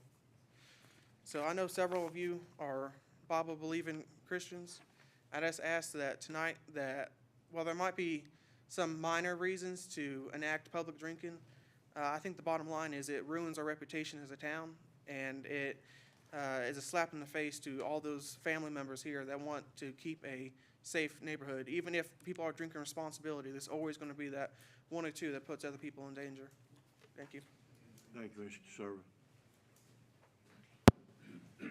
I can answer a couple questions. For those of you who don't know, I'm Rebecca with Downtown Asheboro. We originally brought this proposal to the council in January. As far as the questions of bicentennial and events, we've been talking, going back and forth, trying to figure out how this might work for everybody. And one of the things was the question of bicentennial if groups did not want this enacted. The way that would work is basically if someone rented bicentennial or had an event that they did not want the social district enacted, they could choose then to have that. We said, hey, we will work with you. It's going to be a part of the bicentennial application now. It's going to be a part of any permit to close the streets now. And then whoever does that has to get in touch with the bicentennial, with Jonathan at Parks and Rec, or the city, and we will then go and tell the restaurants, hey, during this time period, those cups that are shown cannot be used for this day and this time, whether it be, an all-day event on, let's say, the Arts Guild does not want it during Fall Festival. On these 2 days of Fall Festival, which really it would only be one because of the Saturday, you cannot let any customers walk out of your business with that cup. Tom talked about the responsibility of each restaurant. That's where it would come into play, is we could basically choose when not to. That being said, also, I do have a mock-up of the sign. This is not set in stone by any means. This is to show you just what it might look like based on from other towns. And we made it big, bright, and colorful, so it is not hard to see whatsoever. The actual size. Yes, that is the actual size. We also proposed putting several of these throughout the district, much smaller, where you could scan for a map or additional information. This would be on any place that this would be with it, but these would also be additionally throughout the district and throughout the area. So as you can see, it's big, bright blue. It's big and has what we do have to have on. There are some regulations, like you do have to list your times and dates. You do have to have a link to a city or a downtown website where the days and times and the map are posted. This is just a mock-up. Again, this is not set in stone, but wanted to show y'all that. If you want to see it, I don't know if you want to see it up close or if you just, that's fine. But I did want to answer those questions. I also reached out to Greensboro and Kannapolis, two of the bigger cities that have already enacted this, to get statements from their directors or city staff that have had this. Greensboro told me that when I asked for, give me police reports, I want to see what this district has done to your police department, they laughed at me. And they said, we can't give you something that doesn't exist. We've not had any calls on our social district. There are no reports to give you. Kannapolis said the exact same thing. We have not had one single call to our police department because of our social district. Both are already considering expanding what they have originally put in place. Greensboro said we limited our time. We're already considering extending it in the next month or two. Kannapolis said we are fine with our time, but our district is much smaller. We're already going to make our district bigger in the next month or two. But I did want to share that with you as well. If you have any questions, I can answer some, hopefully. Does the Q code link to the city website? Or Correct. Is it just, okay, so that would. I'm not sure if it actually does at this moment, I mean, but it's I mean, mock-up of will what it will would. it Yes, link yes, into the city? Okay. yes. And Rebecca, as part of the communication chain, you know, you're talking about that the restaurants would know there's an event going on in Bicentennial Park. I'm also assuming that the police department would be a part of that loop. Correct. Yes. Thank you. Jeff, Mr. Suggs, Sit down. I want to be sure with a little greater specifics, that we specifically answer what my takeaway from Reverend Server's question. If a normal rental, just straight rental through the parks, the cultural services department, and an entity has rented that, and they, the Bicentennial Park, they have chosen that they don't want to be part of the social district that day as part of their rental and their control. I see the need for some sort of, wouldn't have to be tremendously large or expensive, could be the plastic chain and little skinny drums, you know, private event, maybe a little, you know, the little circle with a line through it for a social district. You know, there would need to be a specific identifier that, you know, that is a private event. And I think that would fall, and I'm always, there's plenty of ways to go at that, but I think that falls within the scope of the statute. State statute requires that in addition to delineating the district, to designating it, and adopting an ordinance, that there have to be policies for how you safely manage the district. And those policies, that was the reference to the website, those policies have to be available on the website. And I think that's where the collaborative effort, if you move forward with the policy choice to delineate it, to integrate into those policies what extent will be implemented to communicate. The communications plan to get all the people on the same page about what's going on. So if we're gonna have a portion of it that it has the potential to be a viable entity or area. It goes all the way through with the form making, you have to make a selection if it's going to have to be given special attention. And if not, then I think it'd just be incumbent upon the Parks and Rec to furnish and put up I mean, you know, it's a 15-minute deal, but I think that's highly necessary. And it's probably just a mechanical down in the weeds sort of thing, but it was a question brought up that I thought deserved. It's a very important detail that has to be addressed, but it would be part of the operational plan that would be worked in.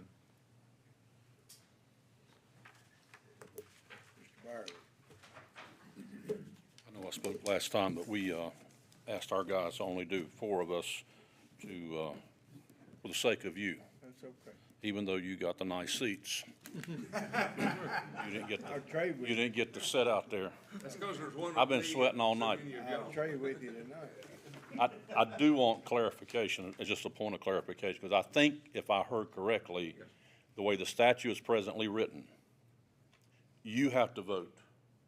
The council has to suspend, even in the bicentennial park, presently, the way it's written.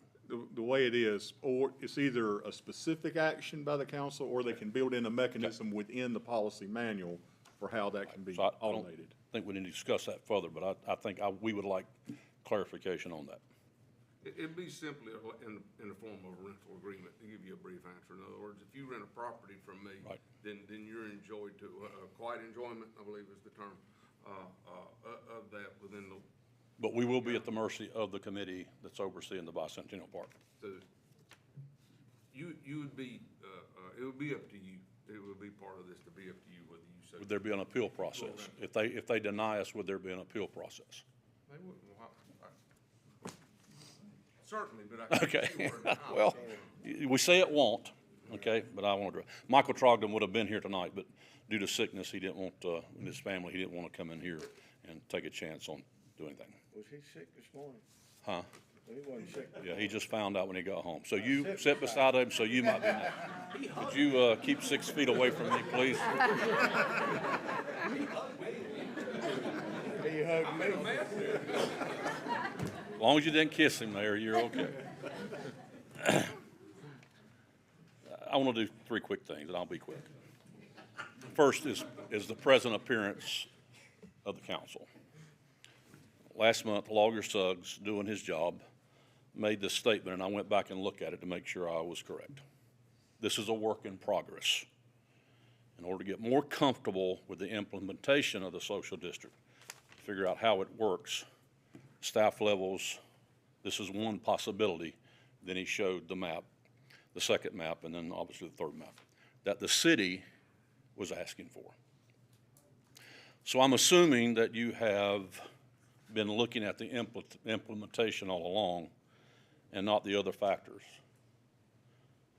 Since our city lawyer and no one on this council made any reference to not doing this because of increased problems in our city. If that's true, that's heartbreaking. Because you've already heard tonight, we want a partnership where you take care of the streets and we make more money. Second, I would like to look at the past. Some of us guys have been around here a long time, and we've worked together on a lot of things. There's an article in the Winston-Salem Journal in July 30th, 2008, entitled "Voters Okay the Sale of Alcohol in Asheboro," which was really celebrated. The article stated, Smidley's committee, including 43 community and business leaders ranging from CEOs to city council members, is largely credited with turning the tide. They argued that Asheboro's alcohol ban stifles the economy and prevents upscale restaurants, hotels, and other businesses from locating there. We've had almost 14 years since that alcohol vote to prove that position of the upscale restaurants, etc. It hasn't manifested itself. We're still looking for Olive Garden that was promised. Proponents, of which I am a part, said that the history of increased alcohol sales all around the United States showed that we would see an increase in crime, violence, and alcoholism. When I went back and began to compare to where we were in 2007 to where we are now, things have shifted. We were well under the national average for crime. We are now above. That metric has shifted. Something's happened in our community. Now, I will not stand here and say that it's solely the responsibility of alcohol. But I will tell you, every study, when you draw a circle around alcohol establishments, the crime goes up. Lastly tonight, I just want to issue a challenge. Sounds like it's a done deal, but can I challenge you? I'm wearing a shirt handmade for me in Cuba. It's a little old, and I'm put on a little more weight, and I fill it out a little better because of the mission work that we do in Cuba. It's an example of the incredible craftsmanship, creativity, and ingenuity of the Cuban people. But under this communist regime for 62 years, they have little, if any, of the modern-day conveniences and technology. The nation has incredible citizens with God-given gifts, ability, and creativity, but its government chose a different route. If you go to Cuban stores, there are a lot you can't find. Shortages on necessities, food lines, gas lines, some things you'll never find. But you know what you can find in almost every store in Cuba? Cuban rum. The Cuban church will say this: if rum was the answer, then our problems would be solved, because we have it in every store. It seems there is a contingency in our community that agrees with the Cuban government that more alcohol sales are going to solve the ills of our community. It'll make us more wealthy and we'll be better off. It never has, and it never will. I know why the merchants want this. I get it. You want to make more money. I understand it. They're in the business of selling a lot of alcohol, and they want to sell more. But when the problems start to occur, as already been said here tonight, we need your partnership. People aren't calling the local brewery when there's problems. They're not calling the whiskey bar. They're not even going to call the restaurant owners. When the problems downstream from this happen, it's law enforcement that's going to get called. Tonight I commend you for trying to get 4 more. But the problem is we have a shortage because our pay is already too low. It needs to be raised. Can it be raised to attract the more officers that we're going to need? It's addiction ministries that will be called. Pastors and churches that are called to deal with the pain and the fallout. If I did my research right, even Myrtle Beach will not allow open carry. Now, I've lived in this town, in this county, in this area long enough to know that the good old boys from Randolph County go to Myrtle Beach and try to open carry. They don't care about the law. So why do we think that Asheboro can do better than what Myrtle Beach, the party capital of our area, is not willing to do? Today's National Day of Prayer, a day when we are supposed to humble ourselves, repent, cry out to God for mercy over our sins, and God simply sets in front of us 2 paths. Choose one.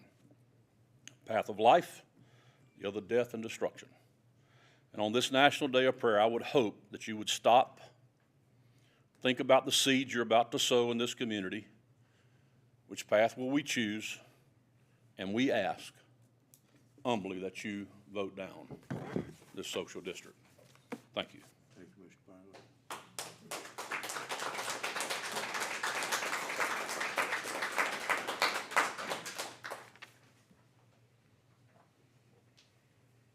Next.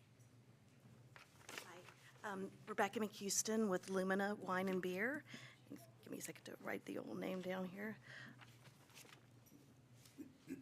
And I know I spoke last time, but I think I wanted to be a little bit more specific. I think that the North Carolina legislature, when they helped restaurants by opening up parking spaces and sidewalks to have more seating so they could serve outside and also serve alcohol outside, was a huge impact for our industry. And I know for me in particular, and I'm not going to speak for my colleagues, but having extra space, I just keep hearing this open container, and just feels like debauchery and walking around the streets. And quite honestly, what I want at Lumina is to be able to put a few more tables outside.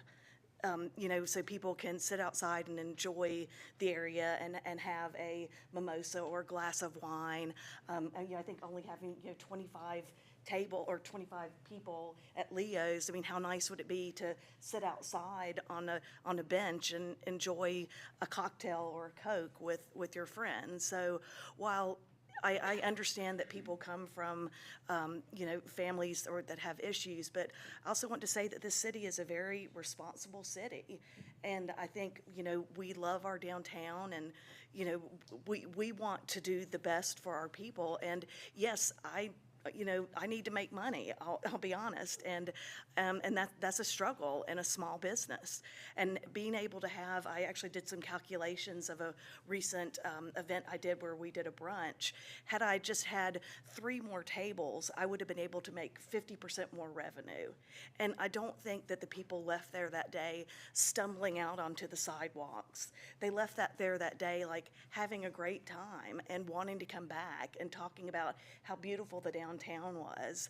So, I know there's 2 sides to this story, but for me, the side to my story is just having a few extra tables outside, being able to sell a picnic box for somebody to go sit somewhere on a bench and, enjoy a nice sandwich and a glass of wine.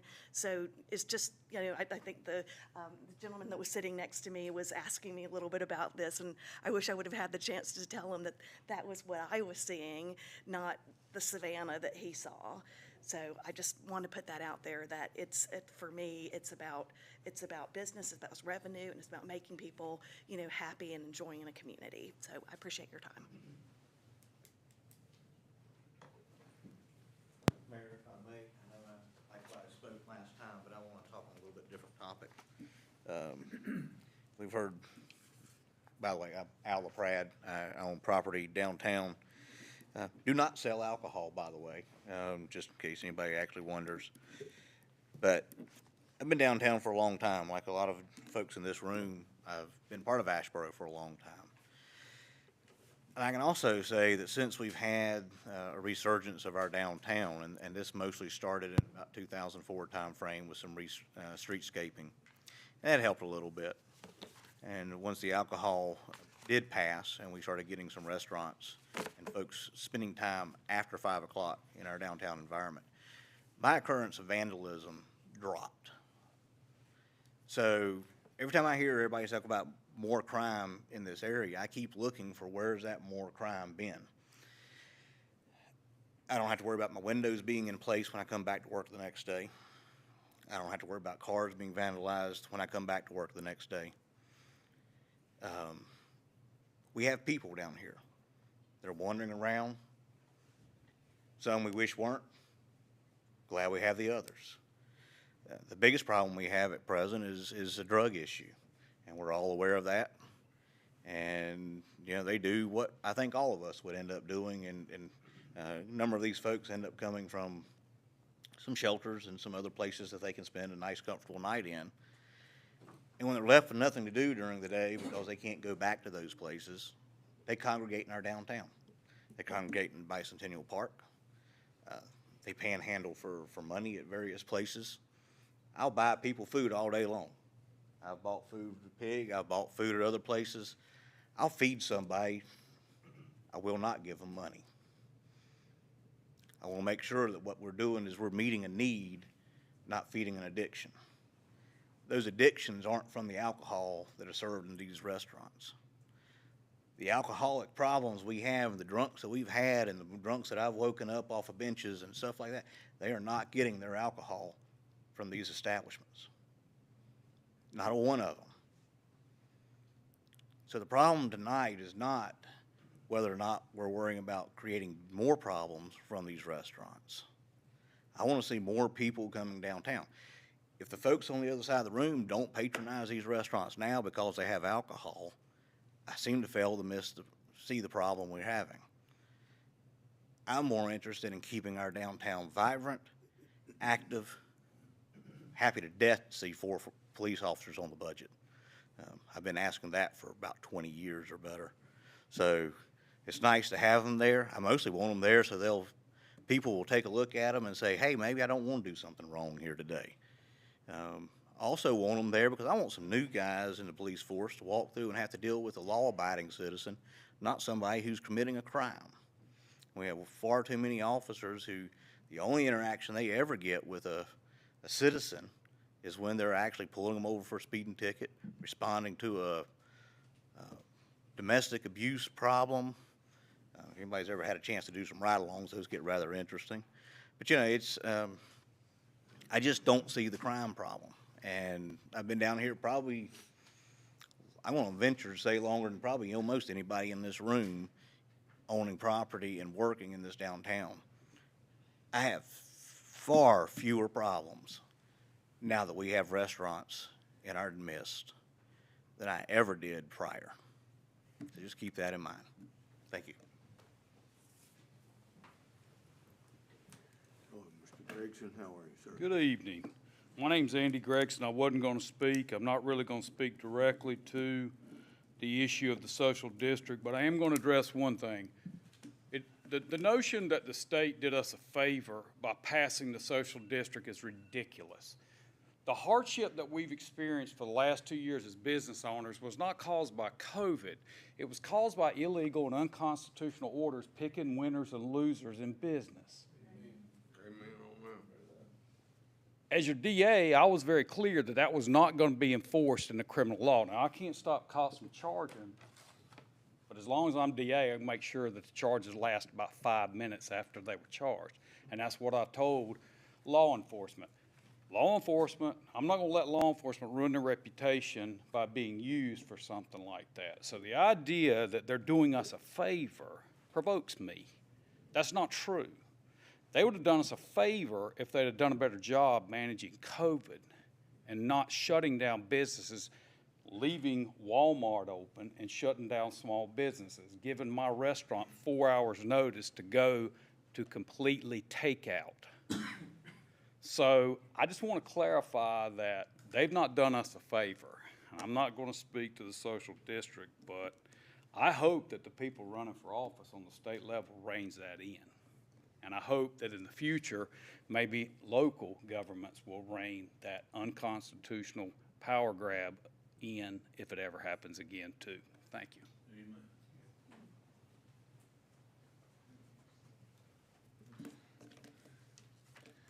My name is Jeff Joyce, and I'm Randolph Baptist Mission Strategist. I represent 44 Southern Baptist churches. I don't claim to speak for all Southern Baptists by any means. But I just had some questions. I appreciate the efforts as I saw the maps, different maps come up, and the social district is shrinking. The hours being changed. But I also heard from the Asheboro Council, on Downtown Council, that that's probably just a start. Because the two examples that they mentioned are already expanding districts and expanding hours. So the concessions that were made to appease are probably just that. Just something to make you feel better till you get what you want passed. I mean, that's direct, and I'm sorry, that's just how I am. But if you're already talking about the cities that you looked at as examples changing theirs, then what can we expect to happen in Asheboro in a short amount of time? And that's disturbing.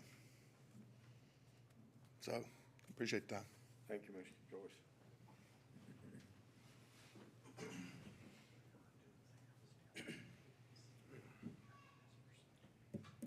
Next, anybody? Come on up, sir. I know you're anxious too. Come on.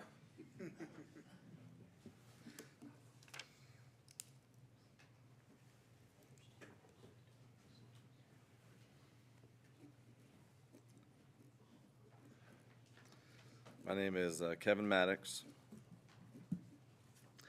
and I've just been listening, and honestly, it seems like everyone in here loves Asheboro, and I'm against the open alcohol, but with all the business people that we have here, you can tell that they love Asheboro, and they want the best for Asheboro.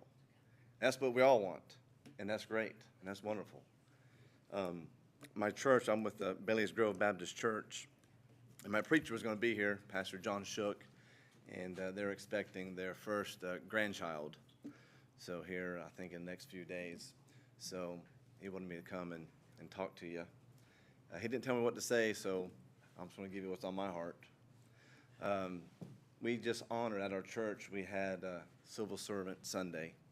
And we had all of the police department to come to our church, and the sheriff's department, fire department, EMS.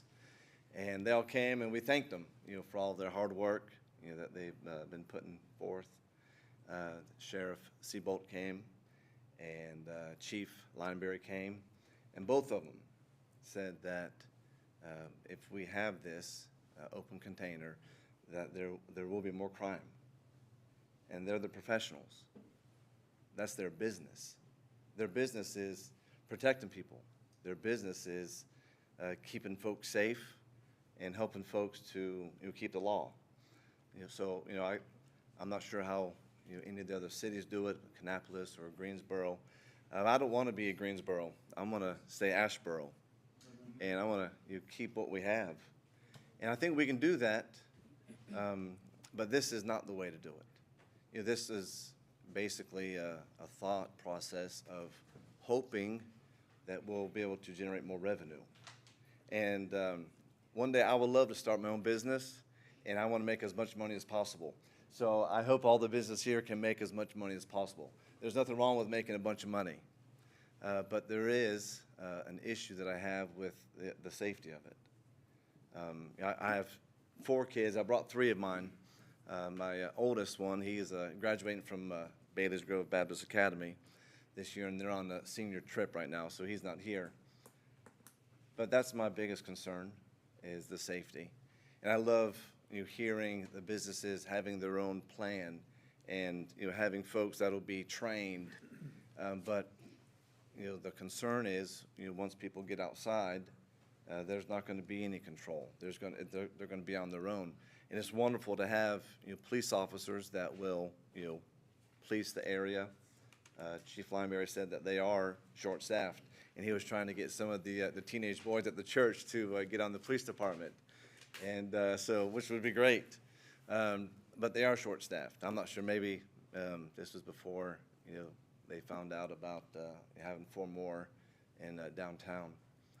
But my concern is the safety of my kids, safety of my wife and other people. And if it's just to make a few more dollars or to rent out bicentennial the park, it's not worth the safety of my children to put a few extra dollars in your pocket. And I'm all for making a bunch of money, but the safety of my family is far more important. So I appreciate it. Thank you. Thank you, Mr. Maddox. Let me just make an editorial comment here. We talk about a lot of money, making a lot of money and whatnot. I know a restaurant in downtown Asheboro that for the 1.5 years of COVID restrictions, the couple that owned it did not take a single dime out of the company. This is about survival. This is not about making lots and lots of money. This is about survival. I know that, Lumina, what you were just talking about, that it's about paying your bills, your rent and your utilities, and keeping your business afloat. So I just want to set the record straight here. We're not talking about businesses, small businesses in downtown Asheboro that are making lots and lots of money. So actually, the guy in the yellow shirt was next. I'm sorry. Go ahead. No, I was just gonna say along that, it's not, our place, the Flying Pig, is not just about money, even though that's kind of what this discussion has turned into. And I'm not a talker, so I can't even believe I'm up here, but it's a gathering spot now. It's kind of taken a life of its own. We have people there who bring in newborns, and we have 90-year-old people, 95-year-old men who celebrate their birthdays there. They meet there before they go to ball games, and we have celebration of lives there. And it is kind of, I know somebody said, well, 2008 happened and we didn't get Olive Garden, and I know everybody's upset about that. But we do have the Pig, and we do have a lot of other places that people meet. Our bar every night is full of men that are in their 60s, and they have 2 drinks, and they're not drunk, and they might not have a wife, and it's where they go, and they have their meal, and I can't really explain to you the emotional connection that we have with our customers and that our customers have with the city. And it's kind of like, it reminds me of how barber shops used to be back in the day, where everybody went there. And I know a lot of people here have never been there, and I totally respect that, and I understand that. But I don't want you to think that our place is just to make money, because that was never the goal. That was never why we planned the pig, and that's not why we didn't take a paycheck for the last 2 years. I mean, we could have closed down at any point in the last 2 years, and we didn't, because this is our life now, and it's the life of a lot of other people. I don't mean to sound dramatic, but it is where they go. We watch people, it's during the last 13 years, we've watched Alla Pratt have a family, and his babies come in there, and they run around like they're in the living room of their house. And I can tell you very specifically that if anybody causes any trouble in there, they last about 2 minutes. The things that people were worried about that were gonna happen in 2008, that drunks would be falling out of chairs and tables in restaurants, that's just not, those things didn't come to pass. If we do see a problem on the street, we're usually the ones that call the cops to find a homeless person on the bench, to have them removed from the street. So I think that we do our part to keep our streets safe too. And I just really want to say that even though we would love to make more money, because we have lost a lot, this isn't all that this is about. My brother owns a kitchen store in Salisbury. They passed it a couple weeks ago, and now he's changed his hours to stay open from 5 to 7, because people that were waiting in line for restaurants, waits, are shopping in the nearby stores. So obviously, it will help neighborhood businesses, but I think that there's also more involved in what we envision of, people. We had to turn away 15 parties last week, which is a blessing. I mean, that is a blessing for us, for that to happen, because of what we've been through for the last 2 years. But if they had had just a beer, maybe, some of them have an iced tea, they might have sat outside and waited for a table and not gone to one of the bigger chains, or where they went, there's more seating. So that's also what we were envisioning, like Lumen is envisioning, just, trying to keep people there and around the restaurant until we can seat them. Mary Ann, would you sign the book, please? Yes.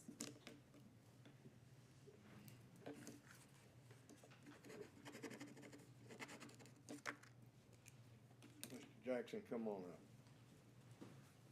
Gentlemen, I appreciate what you do as protecting our community that we love and cherish. Just a couple of thoughts. The legislature did pass this, allowing you to do this in September of 2021. So we haven't even seen a whole year yet of the effects of this. Greensboro did start doing this in March, so it's probably a good reason they haven't had time to see the statistics. Interestingly enough, the Greensboro ordinance, the hours of operation are 12 o'clock to 9 o'clock. I find it interesting that we're going to go 11 o'clock to 11 o'clock if Greensboro says, no, let's stop at 9 o'clock. I find that interesting. My wife and I have been actively involved in foster care for 7 years now. 273 kids in foster care in Randolph County. There's 47 homes as of last week. So they're sending these kids all over the state because we don't have enough homes here in Randolph County. We started a children's home. Tracy and I are trying to raise up 100 foster care families to take care of these children. I adopted 2 of them. The 2 children that I adopted, they would be with their daddy tonight if it wasn't for substance abuse. Gentlemen, there is no question. Any person in foster care will tell you, if you take substance abuse away, there is no foster care issue. Last Friday night, my 2 12-year-olds We adopted them when they were 6. My 2 12-year-olds, one of them. Daddy, I need to use the bathroom. I need to use the bathroom. I need to use the bathroom. I need to use the bathroom. I stop here in Asheboro, get some gas, let him go to the bathroom. There's a guy last Friday night, drunk out of his mind, right there at the gas station. Just crazy. My child, who's been crying out for the last 10 minutes, Daddy, I gotta go to the bathroom. I gotta go to the bathroom. I gotta go to the bathroom. Decided he would hold it till we get to Bennett, 25 minutes away. I said, no, come on, I'll go with you. No, Daddy, I won't do it. Thankfully, he didn't wet my truck. Gentlemen, your job on the National Day of Prayer, why don't we just extend this out to September and let's look at the results after a year? Do we really want to thumb our nose on the National Day of Prayer and say, come on, we want more alcohol in Asheboro? Please, for the protection of this community, let's table this or downright reject it tonight. Thanks, sir.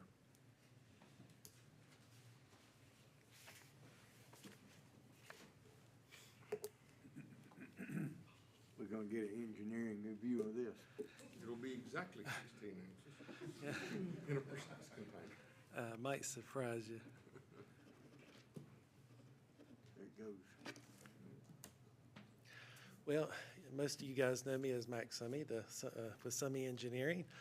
My office is at 150 South Fayetteville Street, but I speak to you tonight as I'm also a pastor of a church. I've been a pastor for about 8 or 9 years now, and I didn't know I was going to speak tonight, so I didn't prepare anything, but I thought I'd stick it out and see what was going on. Well, I have been, I bought my office, the old Horizon Bank building, there beside the Exchange about 3.5 years ago, and there's been a few instances where we've had to call the cops, 2 or 3, because of people drinking out, alcoholics out in our patio.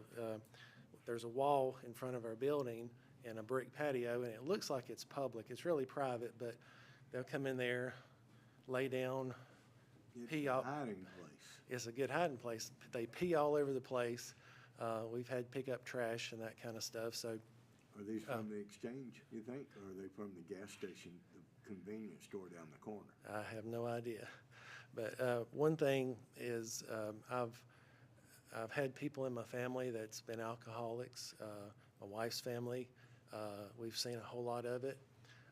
If somebody wants to drink, I know that's their business.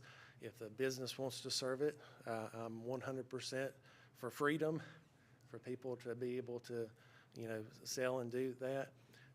I've listened to the people talk about how they,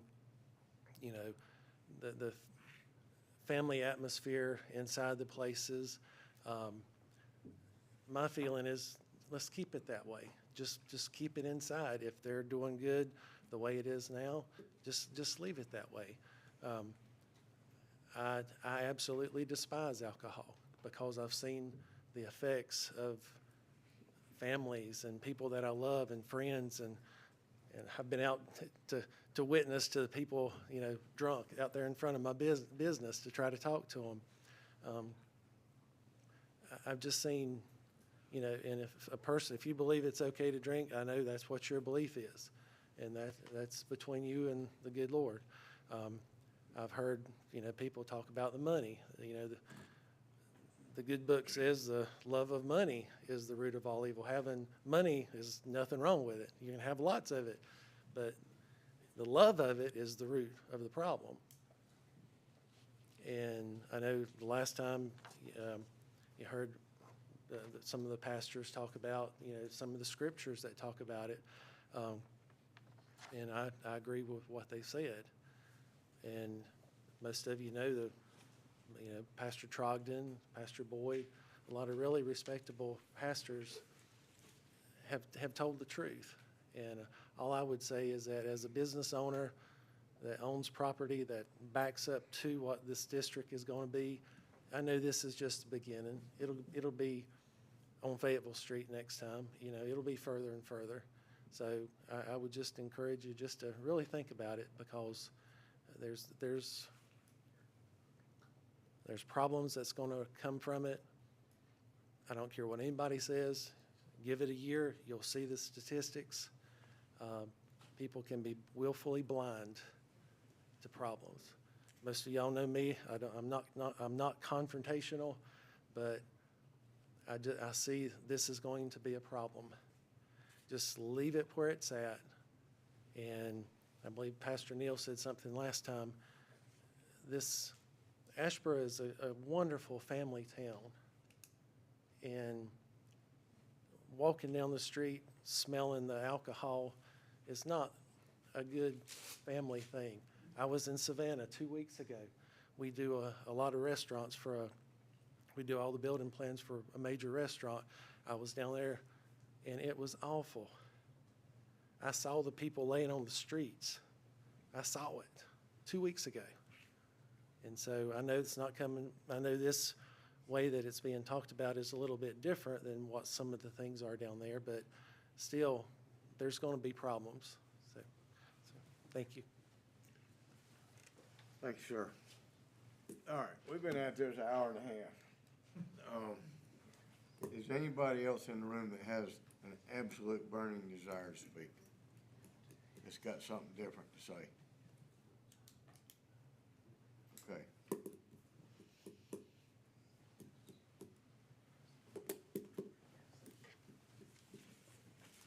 Boy, you remember earlier when I said I'd trade seats with you? Yep. All right, council. We've heard a proposal from the staff. We've heard arguments from, or discussion, points of view from both sides. We have various options tonight. We don't have to do anything. We can bite the bullet and make a decision one way or the other. Or we can do, as one of the last speakers suggested, think about it some more and wait to see what the results are. So, it's in your hands. Well, Mayor, I made a motion last time so that we could have this discussion, and I think there's been some comments made that this was a foregone conclusion because we had put this to this meeting to have this discussion about whether or not to have one, and if so, under what parameters. I've been actively involved in trying to express the concerns that were expressed to us at the last meeting relative to dates and times and locations and the scope of this. And I think that staff, based on our comments and the feedback that they've heard from the citizens, have tried to tailor this in such a way to address most, if not all, of those concerns. Taking out Sunday, we've scaled down a thing. If it turns out that this does not work, if it is passed, we could certainly revisit doing away with it. I think we've addressed those folks who want to have an environment of parks and picnics without having that exposure. We've made accommodations that is easily done. And so I would move that we adopt the ordinance by reference as proposed, or as prepared by city staff. Mayor, I would second that motion. And I will say that it was not a foregone conclusion. When I left here last month, I was not in favor of a social district. And I've done a lot of thinking and I've done a lot of praying about what we're doing. There will always be a division between people.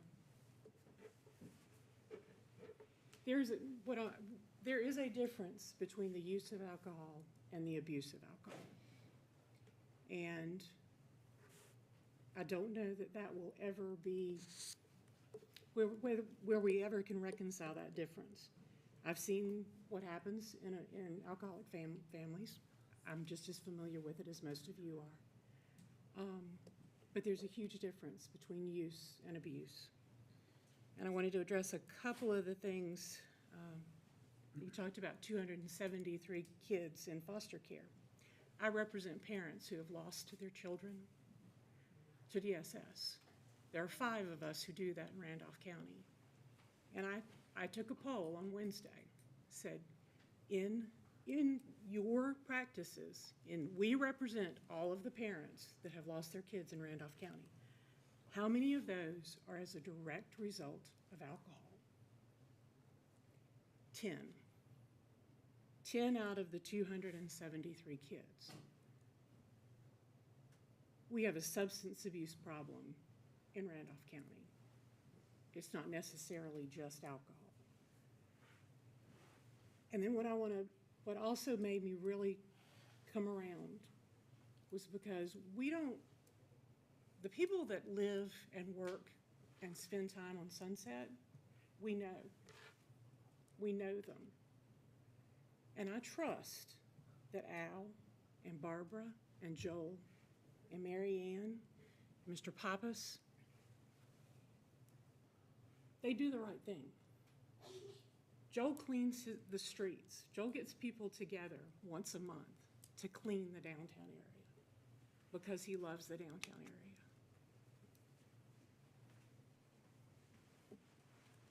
And I have to put my faith in them. So I second the motion. All right, we have a motion by Mr. Bell and a second by Ms. Redding. Any discussion? I was very pleased to hear you say that we're getting more officers in our budget for downtown, because like you, I have the same pet peeve about people parking backwards. Drives me absolutely crazy. I stop people, and when I see them doing that, they laugh at me. I'm not going to get a ticket. So my biggest concern with this whole thing has been policing. If we can't police a 2,000-pound vehicle parked backwards into a stall or a wrong side of the road, how can I police a 16-ounce Not that we cup? can't, it's that we don't. Well, that's it. That's it. We don't. So there again, we get back to policing. How do we police this? So that was a big concern with me, and I've discussed that with several people here previously. And I have a soliloquy here I've written. I'll get into that in just a second. But I would like to thank Joel and Dusty, who's out there, and even though she doesn't serve alcohol in her restaurant, and all the restaurants that are downtown, we have good corporate citizens. They do take good care of downtown. As Jane said, I have faith in these friends of mine that are downtown. I've been on both sides of this thing. I've voted one way, and somebody will say, oh, he's anti-business. He's saying that's nothing close to that. I vote another way. Oh, brother, you've backslid. You've lost your faith. You've lost it, and that's not true either. But anyway, so I'm going to break into my soliloquy, which I'd written, and had I written it after the last business, my first line would have been better. But since I voted no on the last thing, y'all just laugh at this. So, but here's what I wrote this afternoon, and my thoughts this afternoon were that I believe there are enough votes at the table to pass this social district ordinance. Rarely do we have issues come before us at this council when we have votes that are not unanimous one way or the other. However, when we do have split votes, as the old newspaper columnist used to report it, Larry, it is believed that alcohol was involved. So here we go once again. However each of us votes on this, it's important for our citizens to note that we, as a council, have listened impartially to each person for each concern. We try our very best to represent everyone in Asheboro. Inasmuch as every citizen has differing concerns on the well-being of our city, here's one of those occasions when we simply cannot please every individual. We have listened, but unfortunately, we just can't please people. Unfortunately, the end result will not be what each opposing camp wants. We've offered some give and take options from the original proposed ordinance. Too much take for some, not enough give for the others. Personally, my greatest concern, as I've stated since we've heard this back in 2021 at the end of the year, is how do we police this thing? With policing, we do have the finest officers, I have no doubt of that, in any city in the state, and we are shorthanded. We need more of those, and I'm happy to hear that you say that we have in the budget for more. Now we just need to find them.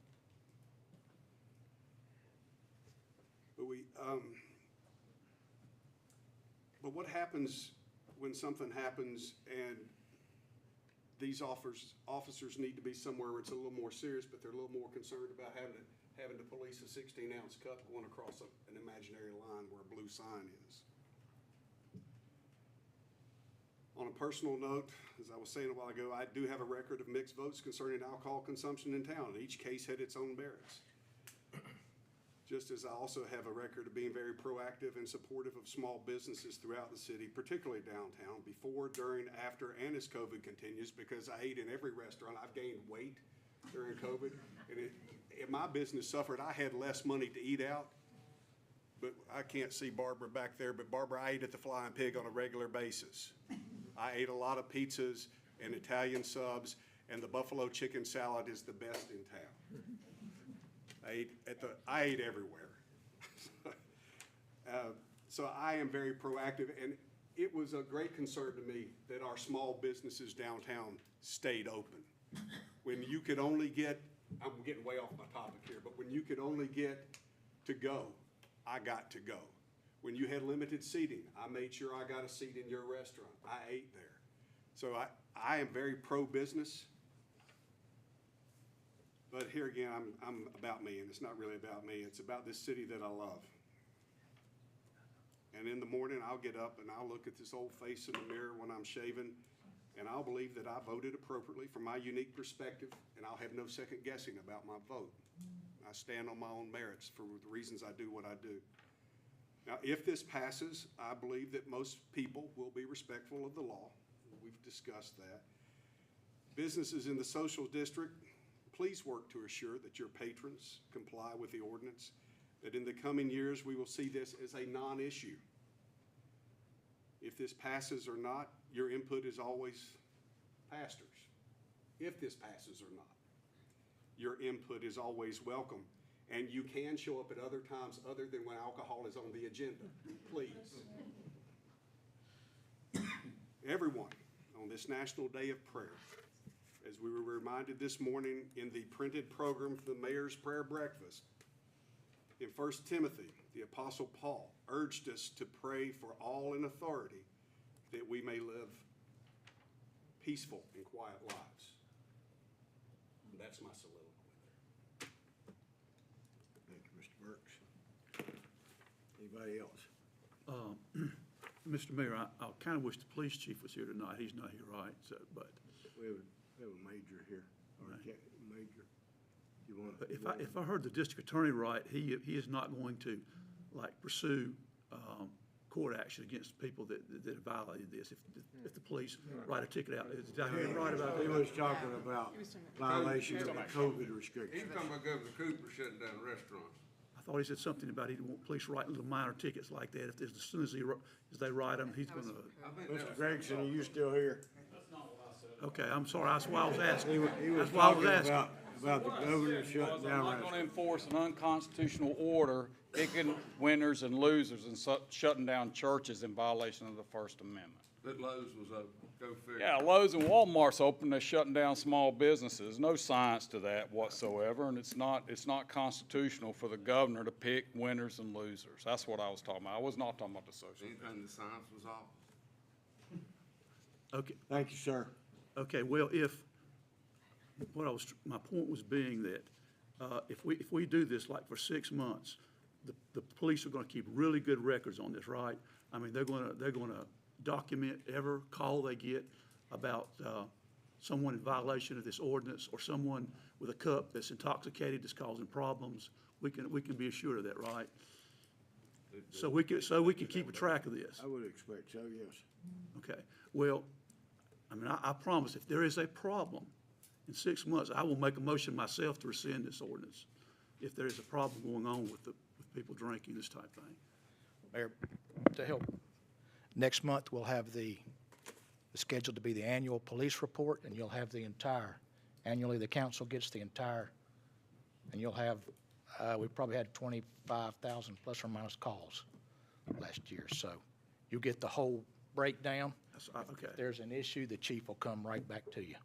Okay, and even like you say, if someone just has a cup and walks out of the district, a policeman sees them, and they just talk to them, friendly, you need to get back in the district or whatever, that'll be documented, so we'll know what we're dealing with, kind of. Normally, they probably would warn the person. If they did it again, they'd probably be arrested. Okay. Probably show up in the record the second time. Yeah, okay. Well, I just want to see Friendly warning, if we probably approve not this, if we gonna got a be. problem, do we have a problem? And if we do, then it's my understanding we can deal with it fast, right, Mr. Sugg? I mean, That we is didn't have to have correct. a notice or anything. We have a council meeting and rescind it right there, right? That is correct, sir. Okay, Absolutely. okay. All right. Anybody on this end of the table? This has been tough. I've had the privilege of sitting up here for a number of years, and, I have wavered on both sides, and I commend both sides for the reasoned comments that were made. There's been no histrionics. It's been very well presented, and I'm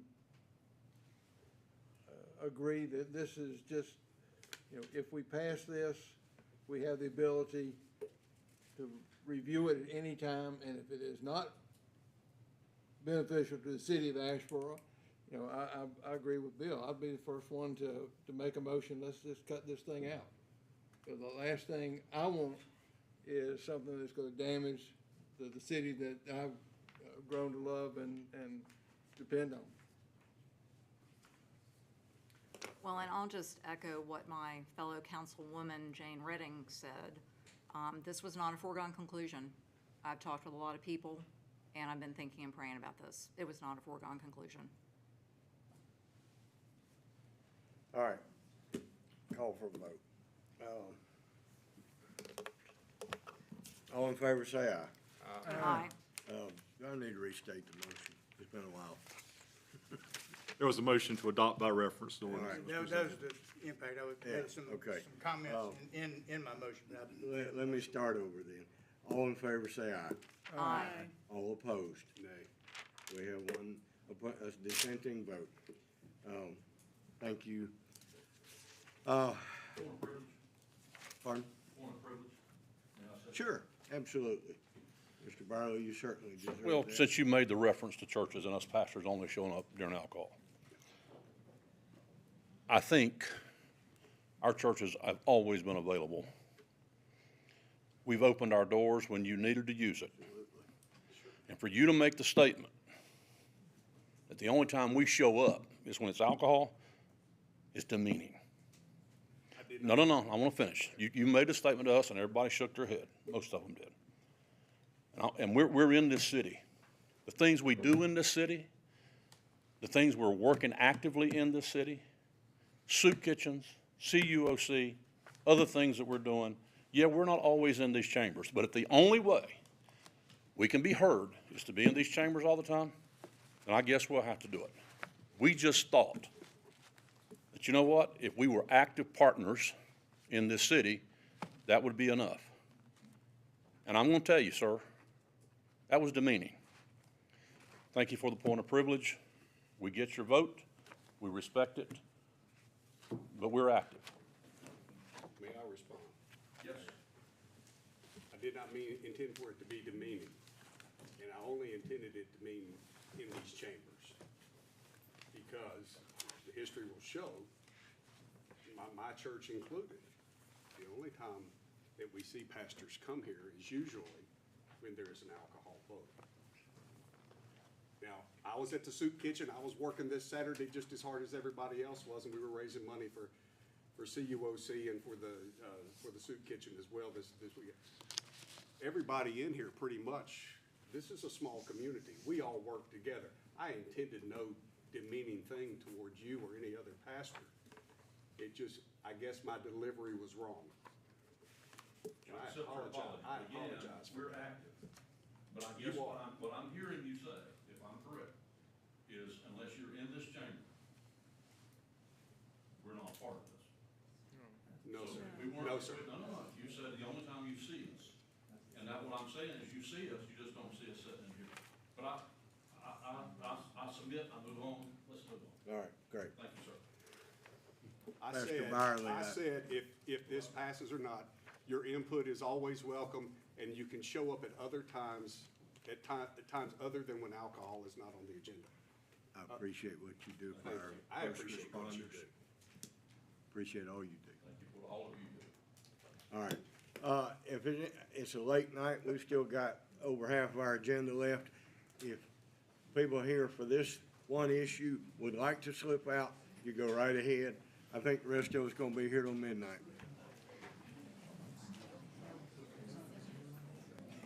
Mr. Joyce, appreciate you. Appreciate your comments. Very well reasoned. I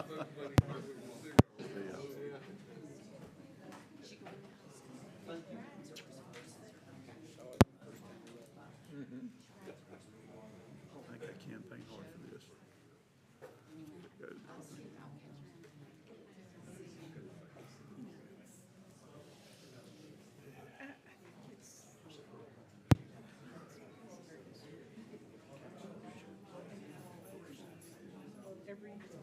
You guys wanna take a couple minute break, stand up, stretch your legs? That would be great. Thank you, Mayor. All right, we're gonna take about a 2 or 3 minute break to stretch our legs. And I am sorry that you're having to sit here all night. We'll get right to you. Yeah, you know where the restroom is?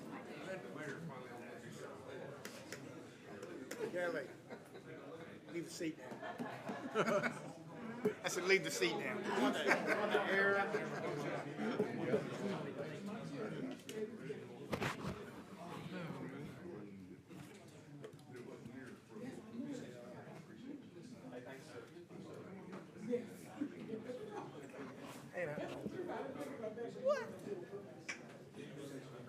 Not at all. Oh, man. This is where we get, yeah. When we land turf out of McCrary. Guys, appreciate you. Neil, Your late night. appreciate you. Yeah. God bless you. Thank you. Mayor, thank you, sir. It's a good start anyway. For 2 minutes, we're okay.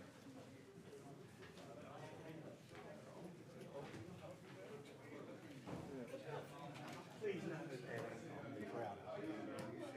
I don't care how. I mean, proud. Thank you. Appreciate it. Appreciate it. You up.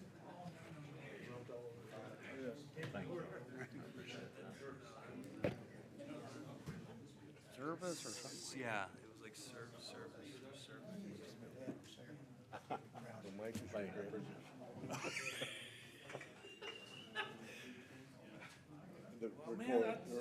Can we just go back in there? Because I've told Greg back to stall and wait till midnight so I can come to trivia. What was trivia tonight? Four Six trivia. I wouldn't be any good at that. Oh, I took my mug home this week. I saw that. Yeah, I was, because we were there right on the, they came up from there. This guy wants to take his mayor home, his mug, and I'm like, who? And they're like, him right there. I'm like, yeah, that is, right? I'm like, mayor. I'm like, still a mayor home. I'm like, why didn't you tell me he was the mayor? Like, we didn't want you to like get mad at him. Well, I took it home because you can't pour beer in. He poured out the first bottle. It's on the phone. And, you know, I've done this before. I got a beer, and it was, and she poured it just as slow as she could, and ran it over.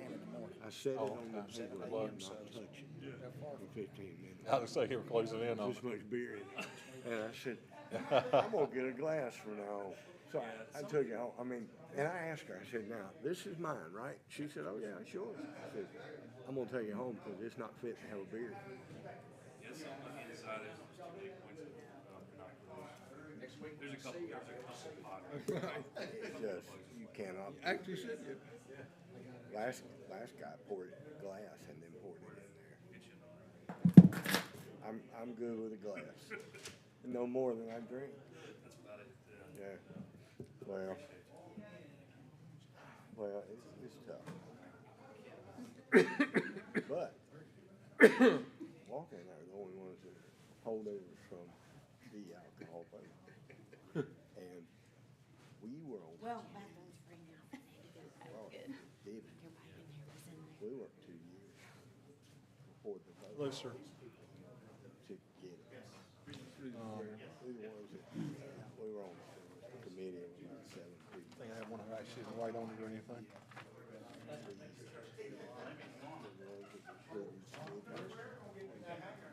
Yeah, I know, right? Raised all. I like it when someone asks me something I can handle. Like I said, yelling people to.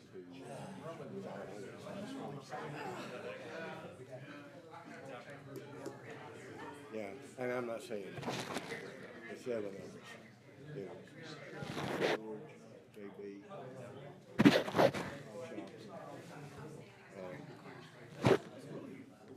Keith Crisco, me and Walt. Hey. Walter there got tonight, he said, you know, you and I are the only ones that here, holdovers from the original.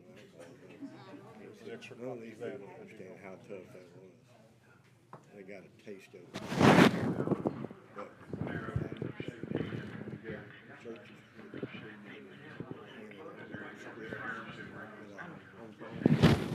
people were calling us and reading the script. Oh, it was ugly. And that lady called me. My dad died. That lady called me 11:30. My phone rang. Holy cow, what now? You know, I answered. She says, they didn't give it. She said, I'm calling the urgency vote against alcohol and so forth. I said, man, I don't understand it's 11:30. Well, I didn't think you'd answer. I was looking for your voice, your answer machine. I said, in the middle of the night, I'm going to answer the damn phone. And I said, my dad died yesterday. And she didn't even. I didn't have to. I understand. She said, I was expecting to get your answer machine. Guess that goes in the record. Like, it was right head. Thank you, sir. I called Talmadge at 11:45. No good deed goes unpunished. That's how ugly this shit. Excuse me. And this is all recorded. Every bit of what I did. See you. See Saturday if not a 4. All right, let's get back to work. Jay, good to see you tonight. All right, this is the appointed time for the public comment period. I vote to impeach the mayor. Does Mr. anybody Mayor. like to make a public comment? Mr. Mayor. Address the city council. I think we got another matter. C. See? Oh, right here, Mayor. okay, well, all right, I'm sorry. We want to make y'all wait till the very end. This is also a continuation from April 7th. Due to illness, I think, it was continued. But we have a petition from the residents of Regency Square community concerning safety matters.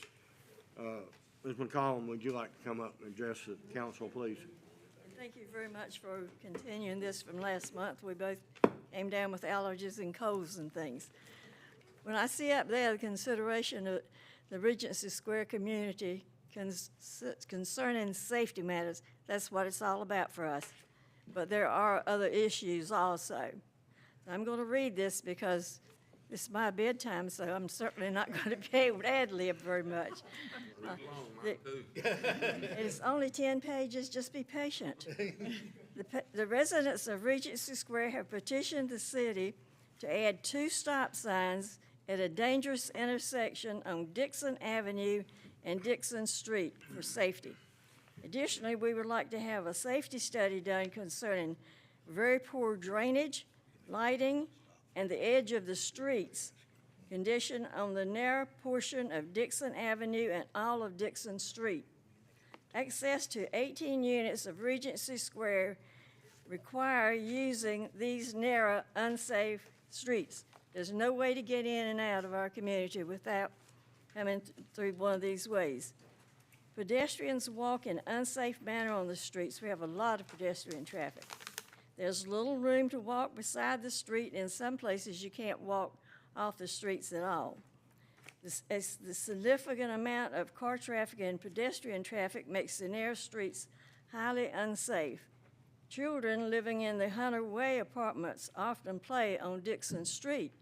They ride their bicycles and do everything like that. After any significant rainfall, there's a lot of standing water on the side and onto Dixon Street, which greatly heightens the danger of combined car and pedestrian traffic. Nighttime is the absolute worst time for all of these conditions. Lighting is not adequate, and pedestrian traffic at night is significant on these streets. There's a lot of activity in that neighborhood at nighttime. The above unsafe conditions highly warrant corrective action to the conditions on these streets. Even if the requested stop signs are added at the intersection, improvements at the intersection is also much needed. And if you can imagine the intersection of Dixon Avenue, east and west, comes right to the end. It doesn't stop, it curves, a very sharp curve. It becomes Dixon Street. And right in the middle of that curve is the entrance to Regency Square. So how are we going to get in there safely? You got to come in, you go out, you got to come around and go, and it's not safe. The intersection streets are joined by a very narrow, unmarked lane. That lane is not marked, so people drive in the middle of it all the time and on the wrong side of the road. And there's a stop sign on Dixon Street. Dixon Avenue is not required to stop. Visibility around the inside of the curve is very poor due to a bank on that side and with a chain link fence, and at the top of which has thick vines covering a large portion of the fence. Now, I understand that's on personal property, so we can't ask him to take the fence down. I'm not sure about that.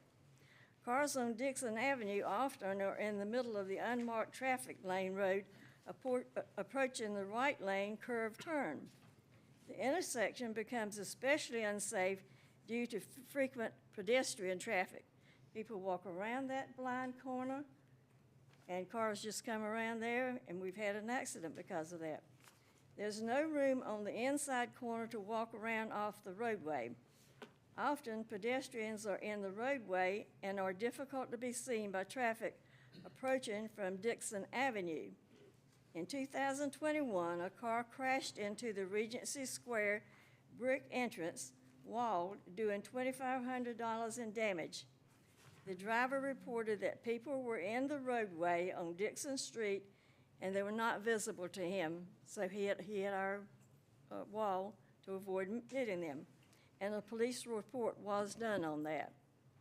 Another crash at that intersection occurred a few years ago when a driver on Dixon Street ran straight through the stop sign and crashed into a fence and destroyed it. The city has installed a taller stop sign with a reflective pole. That was a helpful addition, but it did not remedy it. And one of the main reasons it didn't remedy it is 90% of the people coming up to that stop sign don't stop. They might slow down, and I've seen the police do that, and I've seen other people do it. They just go right around, you know? And that's a big problem. And another critical unsafe problem with the intersection is a left turn from Dixon Avenue at the stop sign into Regency Square. We're easing out, easing out, easing out, you know? Can you see, can you see, can you see, you know, can you get in? And it's very uncomfortable and it's very unsafe. And this occurs due to the 18 townhouses in the neighborhood. 18 families, you know, most of those houses have 2 cars, 2 vehicles coming in and out. And all of them don't work, so it's day in and day out. And some of them even at night. The visibility is extremely poor in both directions. Even when oncoming traffic from Dixon Avenue approaches very slowly, the turn is unsafe. Accidents like the one in 2021 are highly likely to continue unless that intersection is made safer. An injury or an accident could be very likely. We, the residents of Regency Square, petitioned the city to place a stop sign on Dixon Avenue and another at the Regency Square entrance. If the roadway cannot be immediately be widened and the inside corner obstruction remedied, stopping all approaching traffic is likely the safest solution. And we would certainly recommend anything that you could do to make that corner safer for our residents. We And, can certainly do that. we thank you very much for your time. We'll have staff go down there and do some measuring and some figuring and, assessment of the inside corner difficulty, and I'm absolutely sure we can put stop signs up. We can create an ordinance, Mayor, and we did, we did, I've signed an order for Duke Power to install another street light. And we've been out there and tried to get the drainage flowing better. The street's very narrow, it's a very part of, and we'll, Michael and the engineering team will go out there and see what we can figure out. The software you scraped some of the edges, that did help some, thank you. Yes, ma'am. Anything you can do, we appreciate it. I'm sorry you had to wait all night to do this. It was education. That's a nice way to say it. way to put that. We feel a lot smarter now. All right. I appreciate all of you a lot more once I've seen what you have to do. Thank you. All right, now is the time, the appointed time, go right ahead. This is the appointed time for the public comment period. Is there anyone in the room that would like to address the council on items of city business or concern? Yes, sir, come right ahead. I'm sorry you had to wait all night, too. Oh, that's okay. I'm not gonna be long. What I got to say is only about like 30 minutes. No. Turn the lights out when you. Let me write down my name here. My name is Barry Stutz. Oh, the pen's not writing here. There we go. Is it working? And I'm a resident of Dixieland Acres, and I've been here before. I started coming here in I think around September 2019. And I've been out of state for a while, you know, it seemed like every time y'all have a meeting, I'm always like out of state or something, but now I'm back, and I was wondering, where do we stand on the Dixieland Acres, the speed reduction technique or the enhancements? Ordinance has been approved. Oh, okay. We approved that ordinance last month. Oh, okay. And these intersections, Yes. four-way stops, council's approved. Okay. And when we can get materials, we'll start on the concrete T intersection. Okay. And then working on painting. Okay. We've approved those. Our difficulty, and this sounds like an excuse, but there is not much yellow paint available right now. Believe it or not, another shortage. That You being got said, some? we have, Right. right. He's in the pavement business, he can't. The, okay, cool, all right. So, We didn't Yes. really get it by the tanker load. so the Sequoia, that was one of the, I can't remember the intersection, but it was one of them. Brookdale and Sequoia. Yeah, I think Timber Lane, and Yeah. the speed limit was lowered from 35 to 30 as part of the study the council Okay. commissioned. Are the speed humps gonna go into place? When we can get, Oh, okay, gotcha. Yeah. All right. All right, well, that's it. That's all I had. So, yeah, last month, we approved the ordinance addressing the traffic calming, and Right. which included the four-way stops and the speed bumps and the remarking and whatnot. So it's just now a matter of getting it done, getting the materials to do it. then the police will go out there and they'll have we'll put the signage up and inform people. Excellent. Well, thank you. I appreciate it. Thanks for your time and everything. I appreciate your patience in this. It's not been a fast, the wheels of government move slow. But you can't take it on the street. We do like to hear from everybody, though. Give everybody their opportunity. Thank you. All right. No one else on the public comment? All right, we will approve the consent agenda. Is there any item on the consent agenda that you would like to remove for individual discussion or consideration? There's generally a longer than consent agenda that we have, but we knew it'd be That's probably what time, within 5 minutes of what staff estimated. Who's your retiring officer? D. Haven, D. Haven. D. Haven, yes, sir. He's a school resource officer. They don't let him carry a gun, do they? Yes. Mr. Mayor, I would comment on, 8C, the ABC Board Minutes. I don't know how much y'all track those items and those trends, but they have had a banner year, and we will be receiving substantial record contribution check in June, when we get to. Just in time, huh? Okay, great. All in favor of approving the, I think we need a motion first. I'll move we I move approve we the. approve the consent okay, agenda as I'm sorry, it's been a long night. Oh. Jane just made a motion to approve the consent agenda. Is there a second? Second. All in favor, say aye. All opposed? I'd like to also note that business is concluded by 2 female of gender. What? Oh. Thank you. We must have been the. I was just in a hurry to get Ms. Williams up here and get her out of here. You've been sitting here all night, and as we have, but we get paid for it. Oh, yeah, the big bucks. Okay. Item 9, our Regional Coordinated Area Transportation System Director, Tawana Williams, of the Piedmont Authority for Regional Transportation, Chief Executive Officer and General Manager Scott Ryan. Is Scott here? He was. He was. It was past his Had to go bedtime, home. too, right? Another All right. engagement, apparently. Okay, Ms. Williams? Okay. Yes, thank you. And I'm actually going to just talk real briefly. Tawana and Scott had planned to just be here to show support for this initiative that is pending, and you should see being promoted here shortly. I'll just jump right in here. Everyone knows that PART and RCATS provides important local and regional transportation options for people here in Asheboro.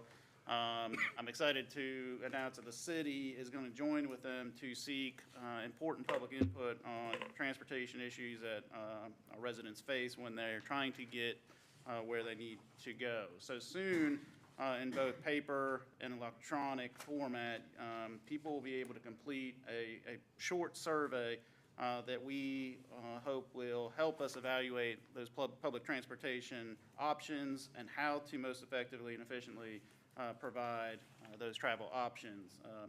Tawana has appeared before the council and described the potential expanded relationship with the city to begin an Asheboro circulator or a flexible route service that will connect our higher density residential areas to shopping and institutional destinations.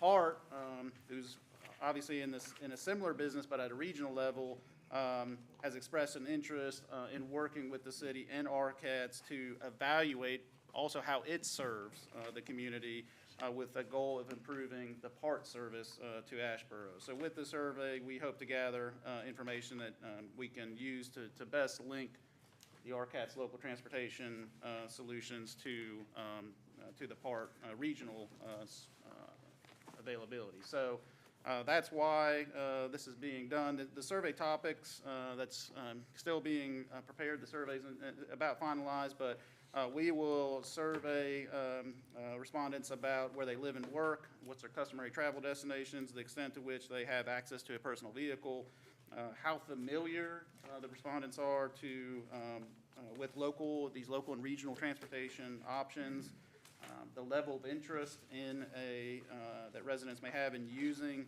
an Asheboro circulator service, factors that are important as we consider providing this service, and for PART, what are the out-of-city travel destinations that are of interest? So with those topics in mind, we plan to distribute surveys very soon and make those available both on RCATS and PART vehicles, along with making these available to our community organizations and partners and partner agencies. We'll promote this on the various platforms that the city, RCATS, and PART operate in terms of social media. This will also be communicated in the upcoming meter reader that will go out with the May bills later this year. We wanted to come before council to talk about this opportunity. We think it's vitally important as we consider moving into, evolving into a new phase of public transportation. This is, you're all gonna see the snapshot of what you'll see in your mail from the upcoming meter reader, but it'll be pushed, the survey opportunity will be pushed in that publication. So please, when you see that survey is open, please help us get responses to this and share this opportunity with your contacts. And Trevor, Yes, what's the ma'am. timing going to be on getting that? Because I'm thinking RCC students would be a great population to send this to, but of course, they're getting ready to go on Sure. break, so. Yeah, I think it'll be available very soon. I think the hard push to get this out there will be mid-May.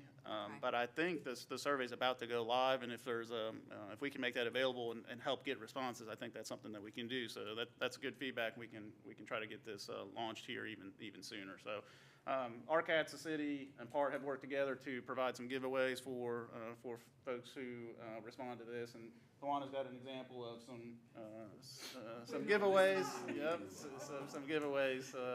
And so, but it's been a great. It just was. We were actually approached with this idea, and so this is really now the time to gauge public interest. So we appreciate PART and RCATS reaching out to us, and please help us spread this word. Can I make a recommendation, if at all possible, if we could get some paper ballots at the courthouse? Not ballots, but surveys. Sure. Because I think Clark and I are pretty regularly, I don't have transportation. Yep. Good idea. Yep. I'm sure that a lot of people at the courthouse Thank you. don't have transportation. I can't remember, was the courthouse a stop? The library was. Library. Same thing. And I don't know what feedback other council members have had, but since the discussion about the Zoo City Loop at that meeting, I've had a lot of people asking me about that. When is that gonna happen? A lot of interest in that. And we have received a lot of calls about that as well. And we always tell them that we're hopeful, we're waiting and excited for that, opportunity, because that really gives us another avenue to really reach out to the community and those that we're not able to really serve right now. So we're hoping that really with the survey that we will get good feedback. And I know it's sad to say, but people respond when they think that they're gonna get something. So that's why we thought, we need to give good stuff. We've got clips, we've got shirts, there's cups. Gold coins. No, not quite. Almost, unless you would like to donate. But yes, so we're hoping that this will be motivation, because our goal with PART, with the city and RCATS is really to hear what people are needing, so that way we can reach out to them. Is that data something you use to pursue grants? Yes, so of course I will incorporate that. So we have a collaborative survey, but then I also have a separate RCAT survey that we're working on right now to clearly continue to express our need, within this community. Well, that's it, the Zoo City Loop, is all dependent on finding the financing for it. Yes. And it's desperately needed here. Yes, and so we are very much wanting to move forward with that. So I've been working and looking at a lot of different grants and some things that we may be able to currently do within our current fleet. And so we're excited about being able to maybe do something with that. Thank you so much. Yes, Would thank you express our,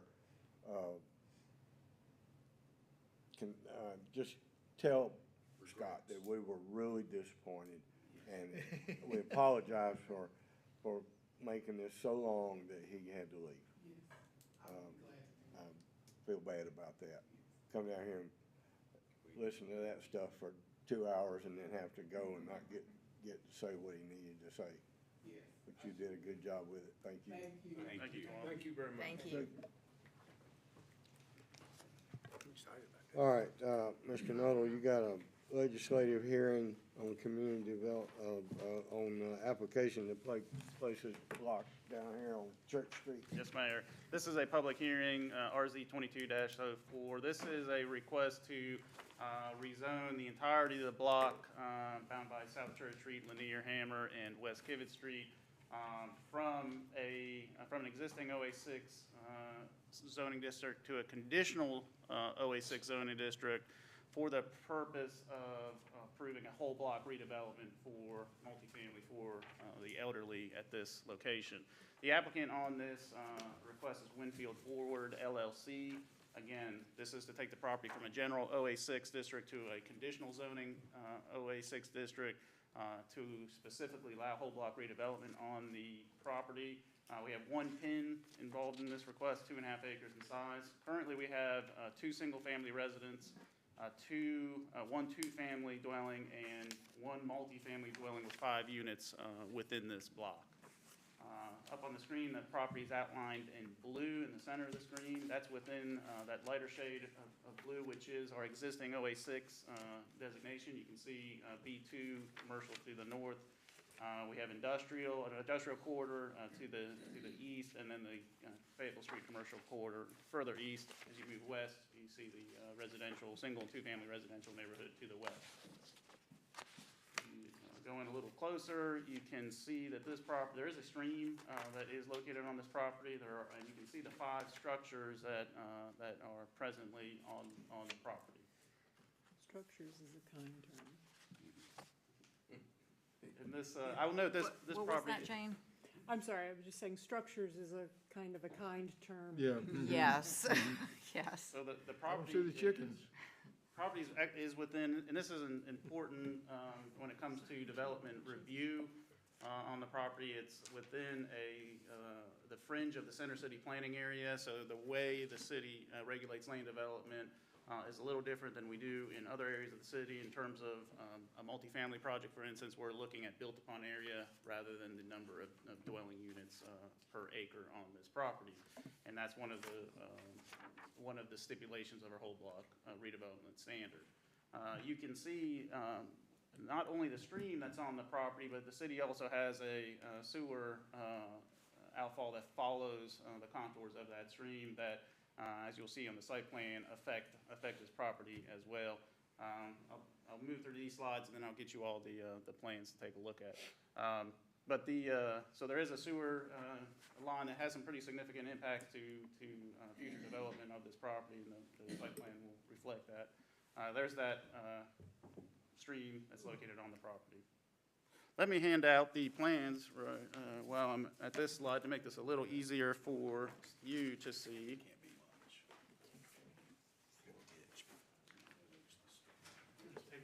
Okay.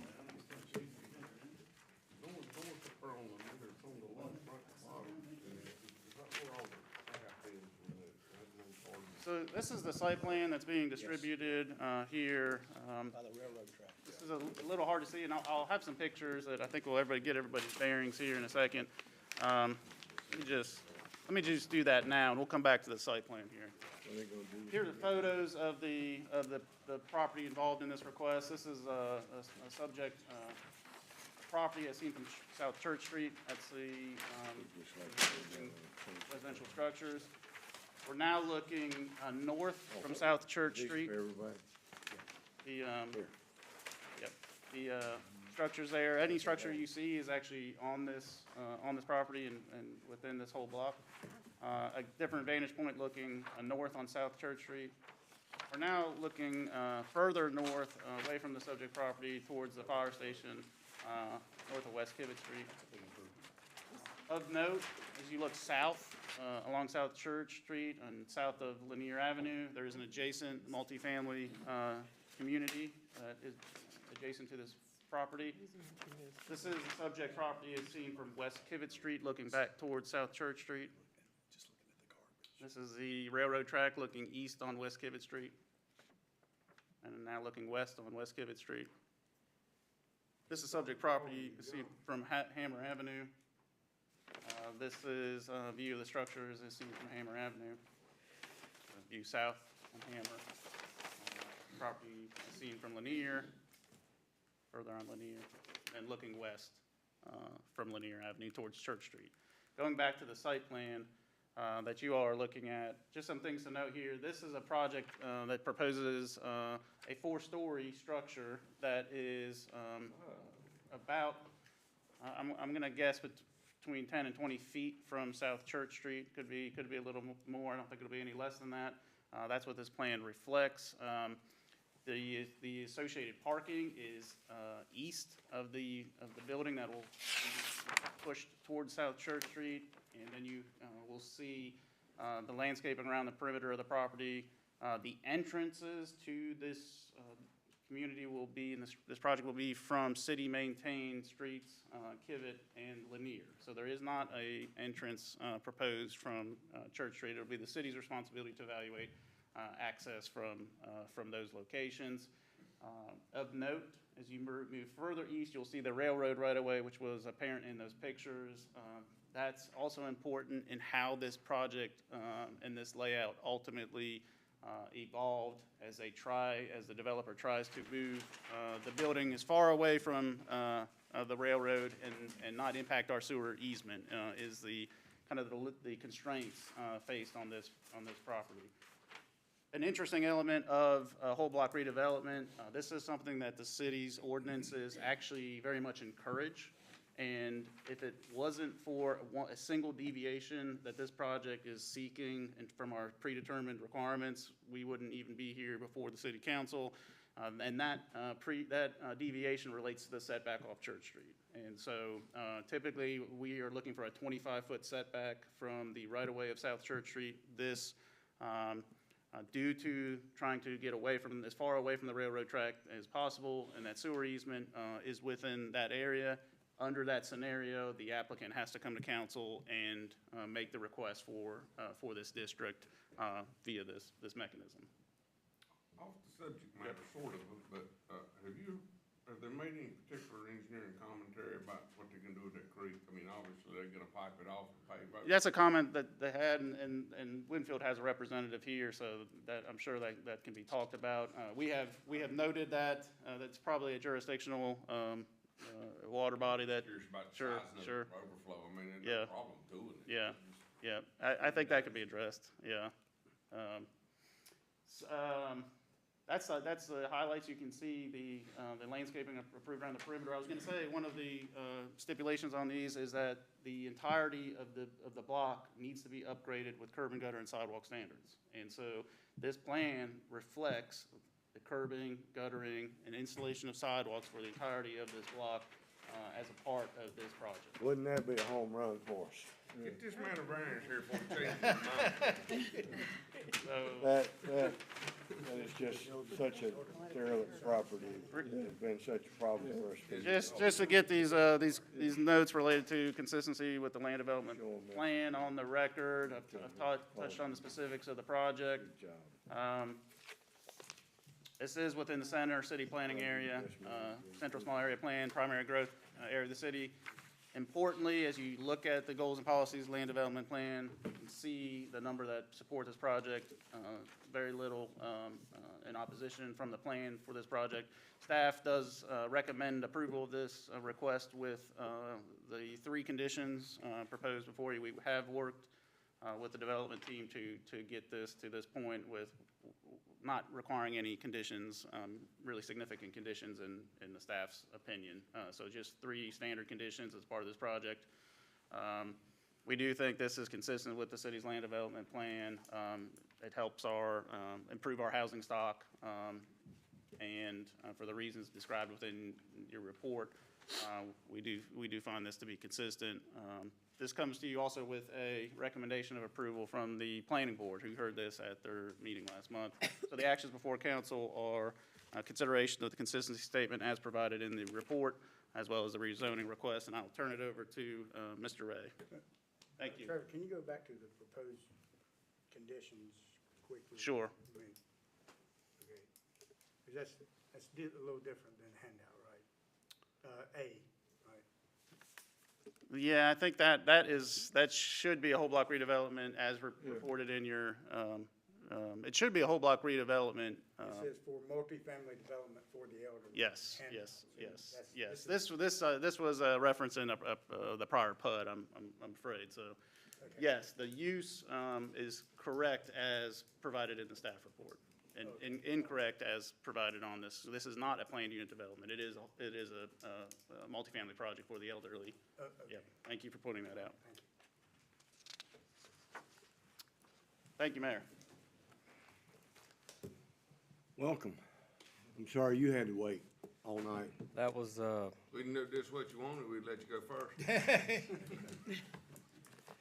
if the world worked that way. If y'all want to wait about an hour and a half, I can greet you with a good morning. I just told my wife I wasn't coming home tonight. Good evening, Mayor, council members. We appreciate, obviously, you guys hearing this. I know that you had quite a task in front of you before us, but to keep things kind of simple, Trevor and staff always do a good job of presenting what we're proposing. We are proposing a 60-unit multifamily community for the senior population in Asheboro. We are, to give a little bit of historical reference, we are developer, manager, and construction agent out of Jamestown, North Carolina. We've completed 2 projects here in Asheboro, the Sunset Place Apartments and Sherwood Place over off Sherwood Avenue. So we do have a history here. We've worked with John and Trevor and staff on this project. It is not an easy project by any means. Mr. Moffett had asked the question about the stream on the site, and we are currently in the design stages of mitigating that stream. Unfortunately, with our financing criteria, it's not just a straight shot bank loan, so we have a couple of hurdles we have to jump through to get approval on that with the Corps of Engineers and the proper environmental consultants to do that work. But we are moving forward with it. We anticipate it being just a standard pipe stream, and then we'll pay a big mitigation fee to do it. So that is what we're proposing at the time. We are, our unit count consists of 31 bedroom units and 32 bedroom units. As I mentioned, we are a 50-year-old company with a little bit of a history here in the Triad and Asheboro specifically. As Trevor alluded to, we are proposing a 4-story building with a flat roof parapet style.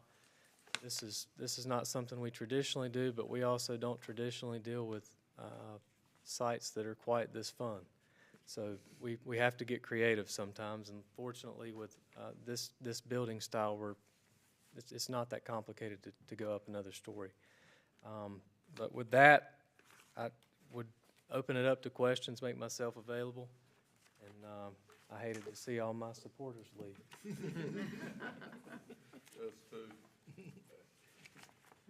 This may be a question for Trevor, I'm not sure. How much the people that are living in the dwellings on the property now, how much notice will they receive before they need to move out and demolition starts and all that? From a rezoning standpoint, the city provides list of who we notify, and we follow those guidelines. As far as once we close on the property or as we get closer to closing, our financing and our budgets for this have relocation factored in, so we would notify the residents accordingly. Once a financing was approved, they would be given proper notice. It'll be at least, I would say, a 3 to 6 month notice, so that there's adequate time. Like I said, we've got a budget line item to assist with that, because it's never an easy thing to be told you need to leave. But we do have that accounted for. That was changed 3 times like that. What's that? Who's the tenant? Oh, yeah. The proposed conditions acceptable to you? Yes. As the applicant. Thank you. Any other questions? May I have a motion?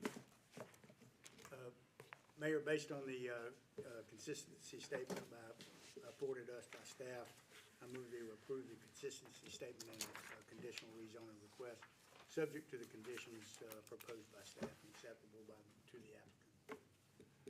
Have a motion by Mr. Bell. May I have a second? Second. Second, Mr. Burks. Discussion? All in favor, say aye. Aye. All opposed? Motion carries. Sir, we appreciate your interest in Asheboro, and what you've done in Asheboro over the years has always proven to be first class, and we appreciate it. Thank you for thinking of us, we appreciate it. no intent to leave. We'll bug you guys till we run out of space. Thank you. Thank you. Have a good evening. Thank you. Thank you. I'm getting closer and closer to that's my place. All right, We'll put you up on the fourth floor. Ms. Reeves, are you up? Yes, sir. You are. I am. As you, Mayor and council members, as you have heard in the past, there are lots of hoops and hurdles that we have to go through that we're learning about with these ARPA funds. One of those is we had to bid out our audit contract because federal UG guidance says that we have to bid out our audit contract, while North Carolina law says you do not. So, to be in compliance with that stipulation, I sent an audit RFP to 18 firms in the central region that the School of Government provided me, because we do not have an internal list of people who have requested to be on our bid list, because we haven't needed to do that.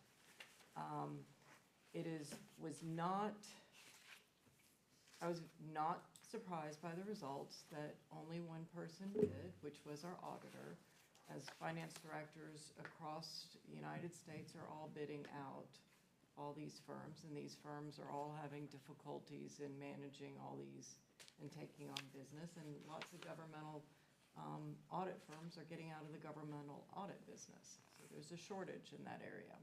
We did have one firm who was very nice to send me a letter saying thank you for the opportunity, but they had multiple jobs already in the docket and couldn't take on any more work. So, our proposal that we got from William R. Honeycutt CPA PLLC was for $36,800 for fiscal year ending 6/30/22. This is in line with what he charged us last year. It is the same.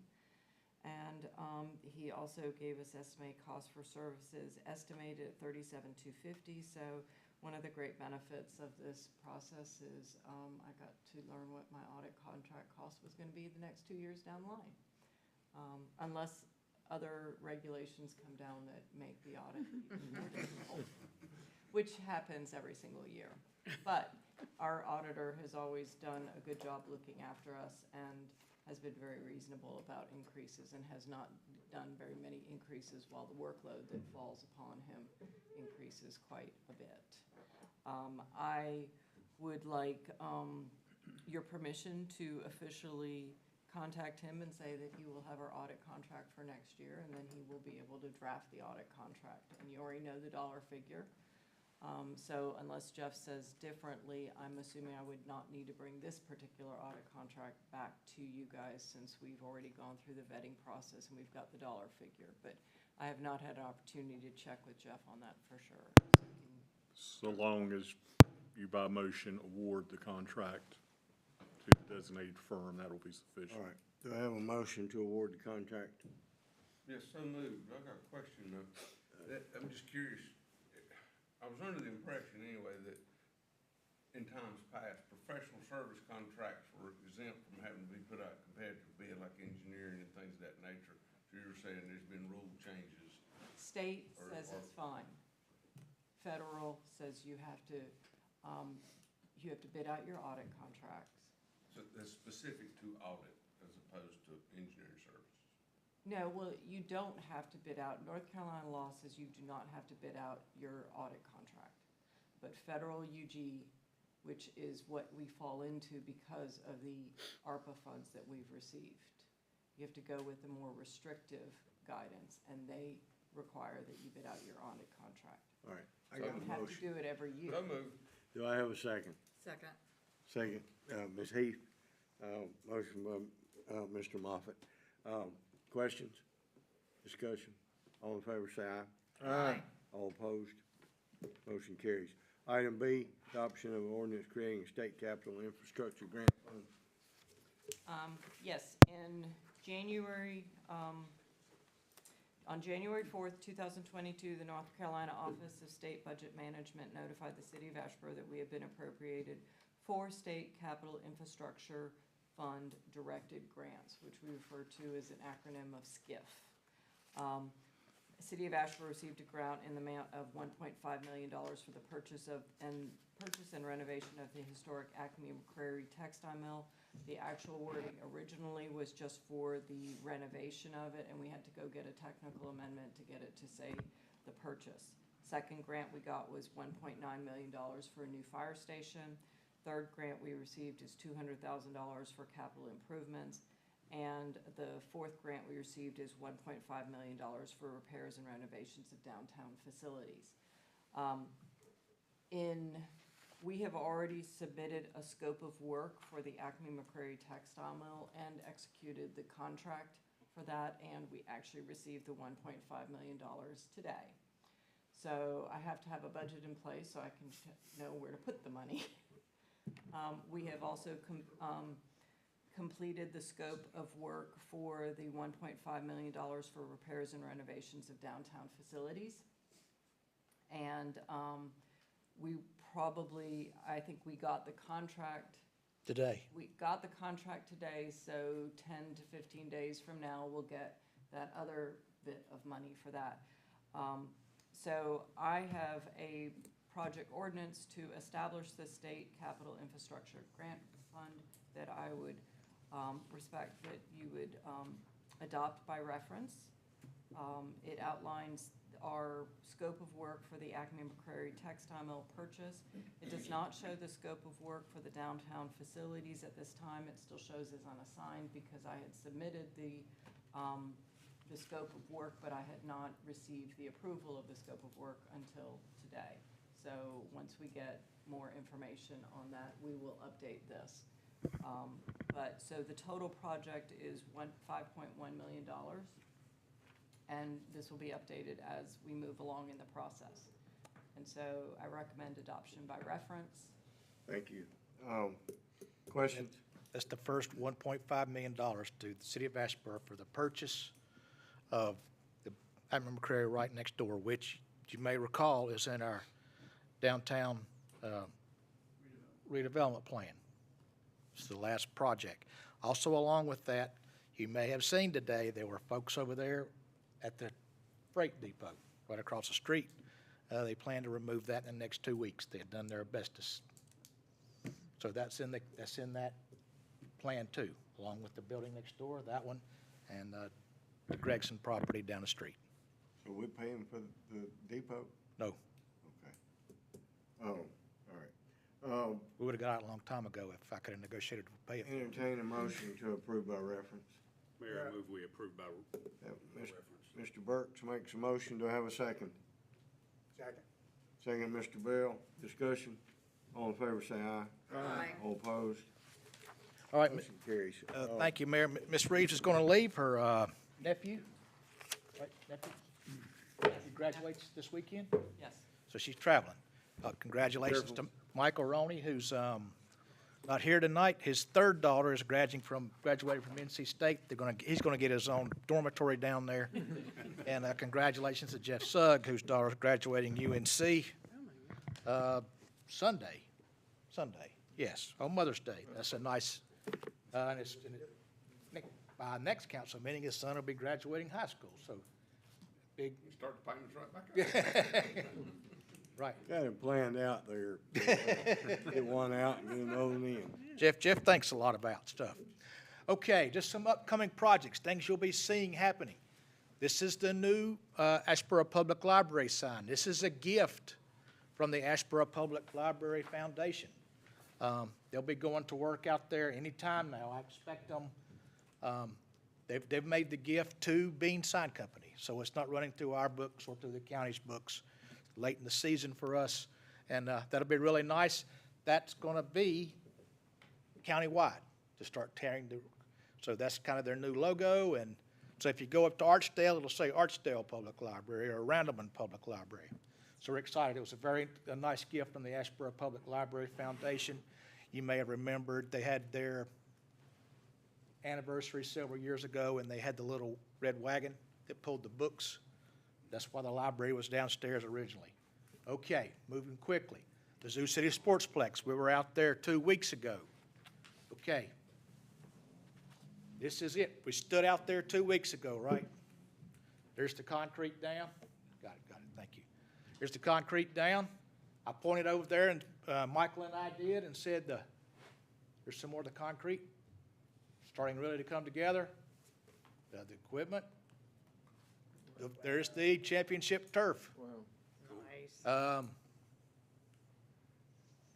There it is coming together. Some more. Look like they're leaning. And you see how they got the bags out there? And then they start to line off the fields. It's marked for football and soccer. It looks like a football field. I know it. Football and It looks soccer. like a football field. It is. It's a football and soccer field. That's why somebody asked me the other day, said, what are all the lines out there for? And lacrosse. No, we didn't mark it for lacrosse. If we play lacrosse, we'll put temporary marking out when we get to. It gets very complicated. So usually, you look on major sports events, football's by itself, sometimes soccer and lacrosse share. If you watch the NFL or college football, you know who pays the freight. Okay, this is them working on the backside. In your packet,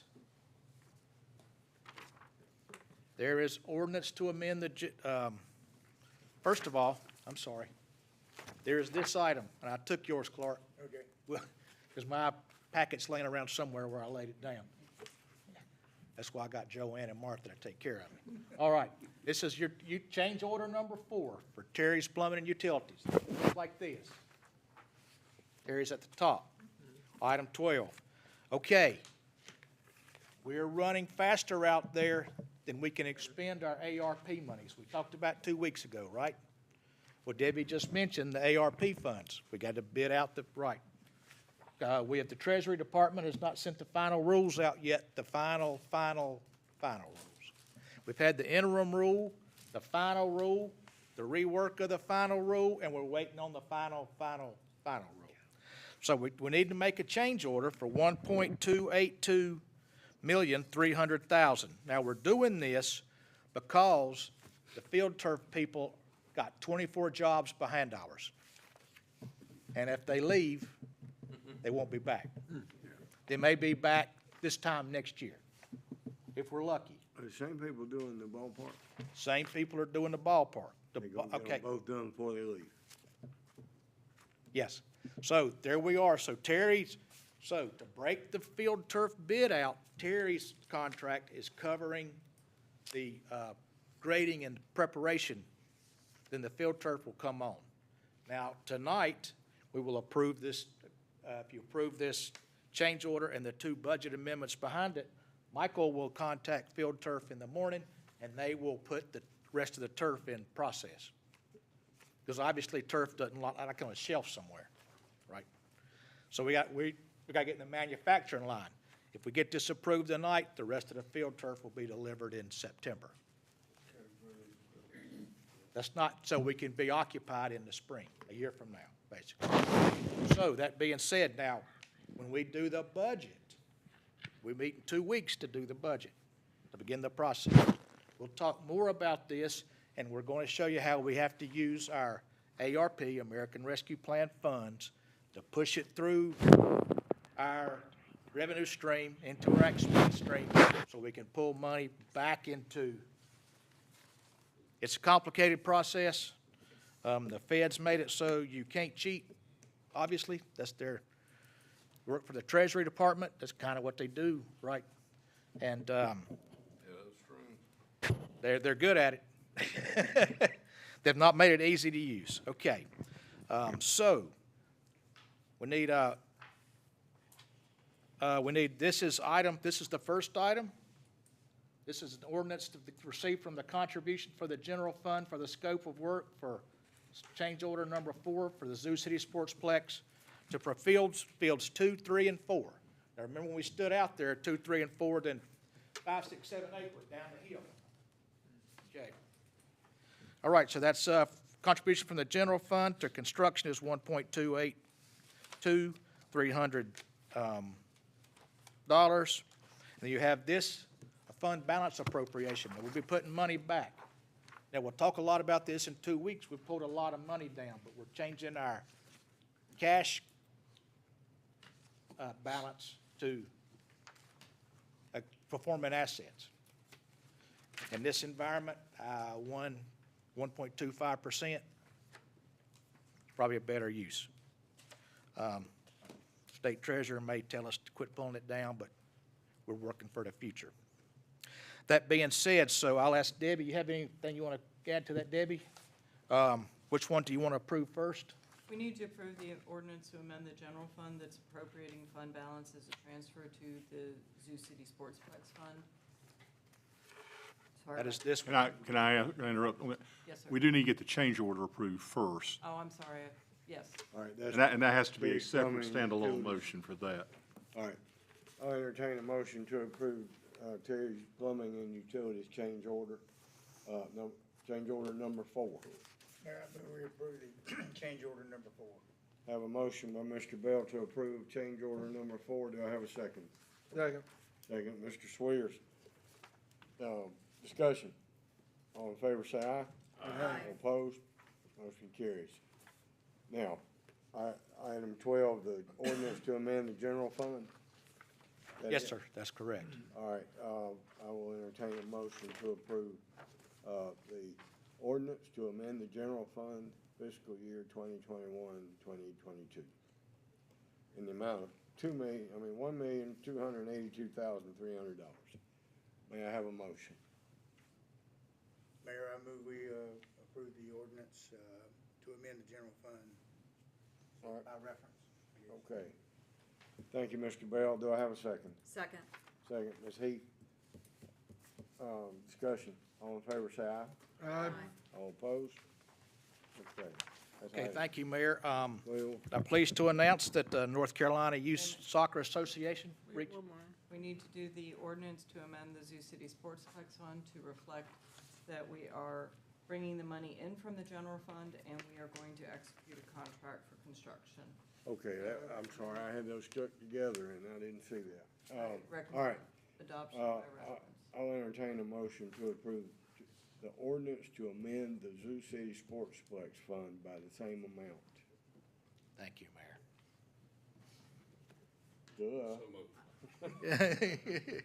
Y'all wanna stay another hour? Have a motion by Mr. Burks. May I have a second? Second. Ms. Redding. Discussion? All in favor, say aye. Aye. All opposed? Okay, now item 12 done. Go right ahead, John. All right, Mayor. At McCrary Ballpark. So if you've been out to McCrary Ballpark this week, these are some of the active photos.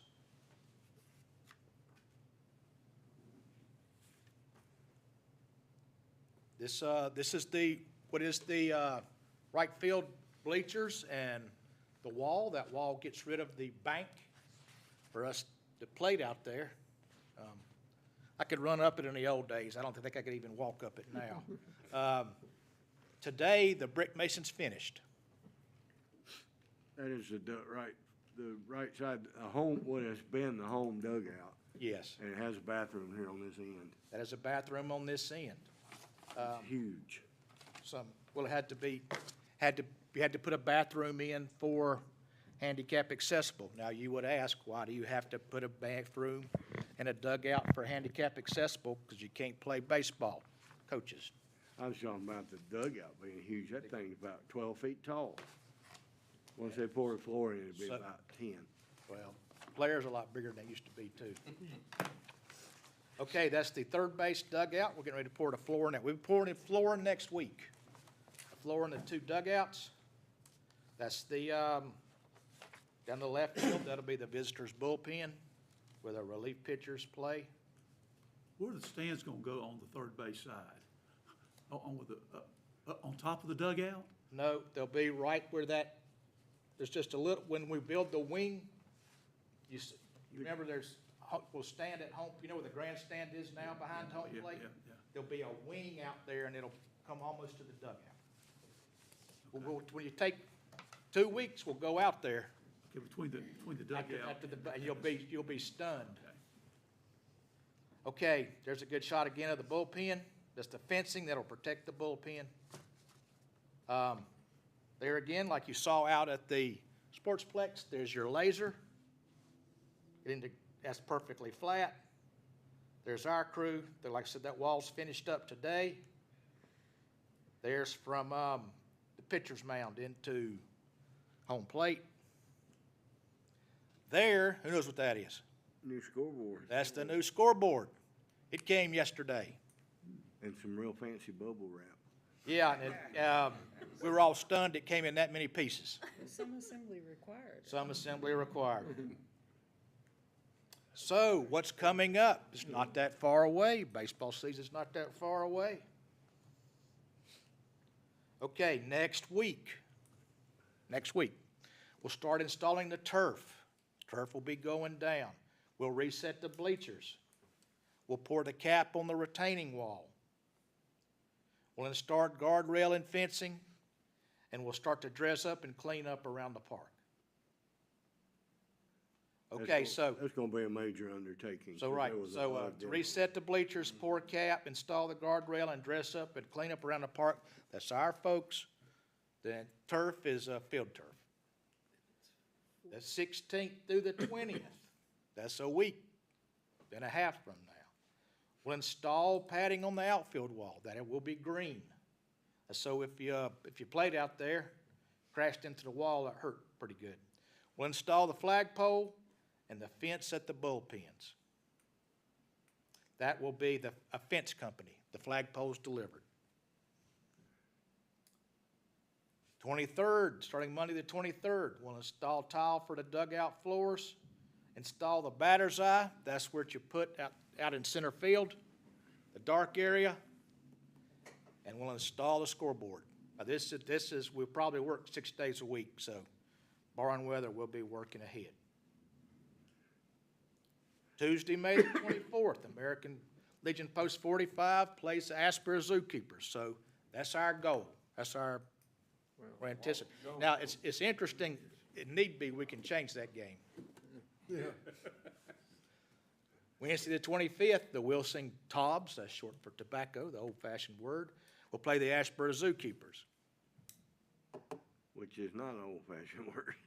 Okay, so if you've seen our mascot, that's Zeke the Zookeeper. The old, when we get it redone, the snake pit will be the paddock, because that's where you keep animals at a zoo. So we're excited. That's why it's the Zoo City Loop, the Zoo City Social District, the Zoo City Sportsplex, and the Asheboro Zookeepers. Okay, that's just the beginning. That completes phase one. Phase one, we're self-performing. I told you that. Phase two will start August the 15th. And that'll be the exterior. We won't be doing that. You remember several months ago, we went for construction manager project. We talked about that. Rogers is our construction manager, and our architect is CP&L. Not CP&L, old school, CPL. Okay, so that project continues. Then we'll be working on the outside. Now, Michael is going to show you here in a minute the Asheboro Airport. That starts sometime this week, next week. 16th. The 16th, 2 weeks. Everything's starting to run together. New runway lighting, and you'll award here in a minute the hangar construction contract, right, Michael? The 80 by hangar we've talked about. There's a shortage of everything. There are no, help me with the right term, commercial grade? Hangar space. Hangars, commercial grade hangars at Burlington, Lexington, Smith Reynolds, and of course there are not any anymore at PTI. So people are lined up to come to our airport. I mean, there's a backlog of a waiting list whether they either go shared or big. Yeah. We're going from, that's the lights we have out there, something like that, to the new LED light. And then we'll do the 80 by 80 hangar, which will be a big box. Michael will talk about that here in a minute. Debbie just mentioned, this is why, now we'll follow up on this. This is to get you ready for 2 weeks from now. This is the McCrary Building on North Church Street. If you've seen the property next door, isn't that gonna look fantastic?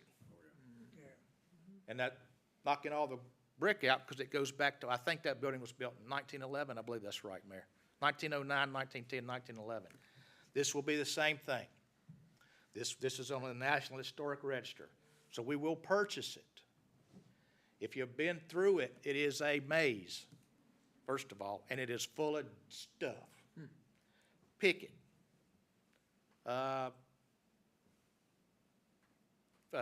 Belts, carts, finished goods, pre-finished goods, packaging, wood shelving, Old fabric. the desks, the originals. This is,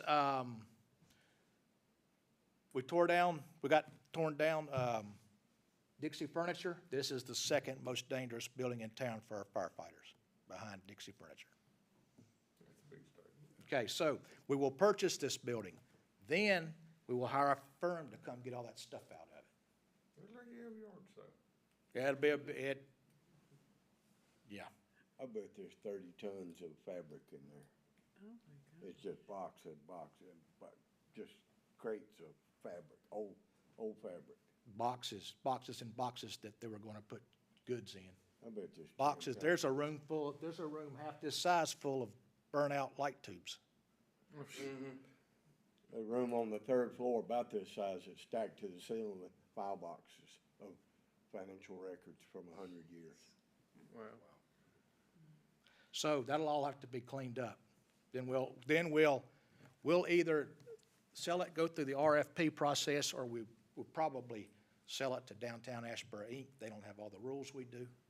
We'll get an historic appraiser, it'll appraise less. They'll probably get a loan, sell it to a developer, get their paid right back. Market rate housing, that's what the vendors ask for, market rate housing, not talking about somewhere for me and you to move to. It'll have an elevator in it. Contrary to what the general public wanted is senior housing. Yes, senior housing's next door for obvious reasons. Now, the Sky Bridge will not be open because of the fire code, the modern day fire code.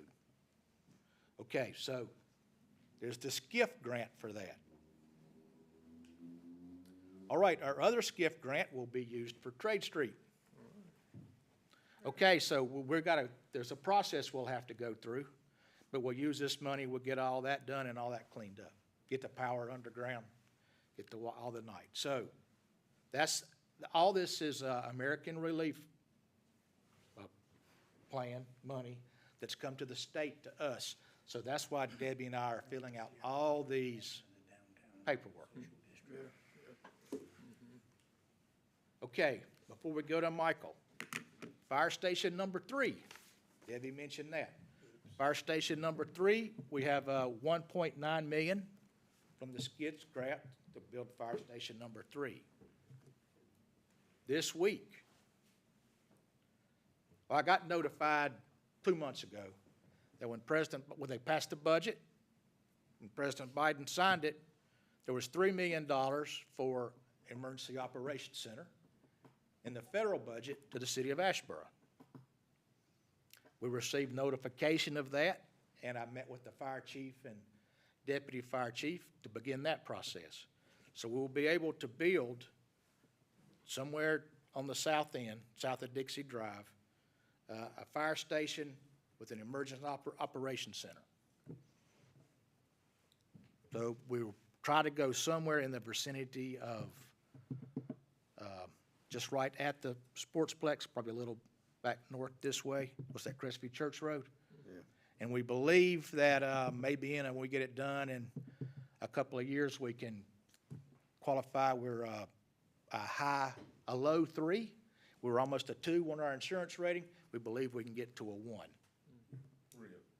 Yes. I thought you had to have training facility to get to a 1. Randolph Community College counts for us. Okay, there we are. So that's exciting. So we'll have to go through the entire federal process. We'll have to send the RFP out for architects. We'll have to wait, we'll have to send it through Homeland Security. We're funded through Homeland Security.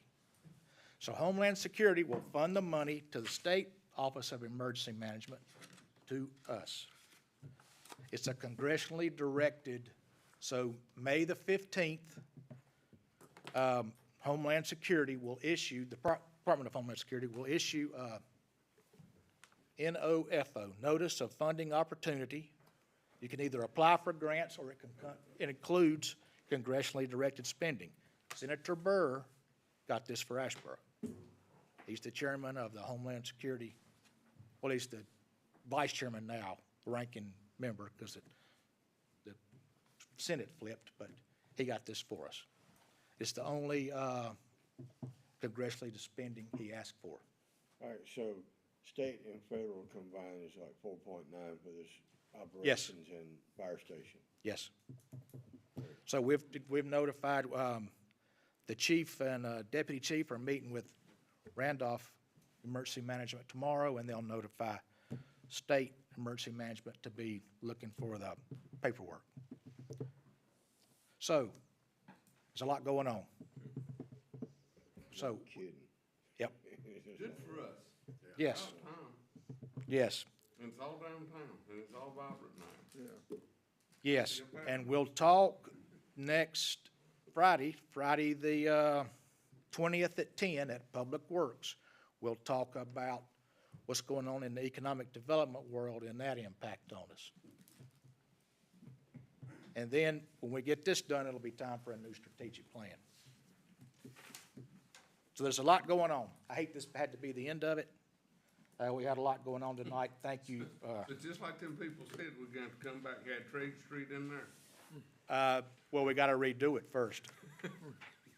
There's a lot going on downtown. There's a lot of interest in Asheboro from an economic They were development. prophetic. It was, First expansion on the horizon. I think it was announced, we have the building for the old Uptown Charlie's will be a Pizza Inn. There's a lot going on. Okay, A Pizza Inn. yes. Michael, you're next, I think. Annexation. Thanks, John. Go ahead, Mike. Thank you, Mayor. This includes 3 parcels located at 208 Sterling Street, which is 0.197 acres, 209 Sterling Street, which is 1.0 acres, and 205 Sterling Street, which contains 0.48 acres. This item was presented at the April 2022 City Council meeting, and the resolution has been properly advertised. Now's the time. I will open the public hearing and ask if there's anybody in the room that wants to speak to the council about this request.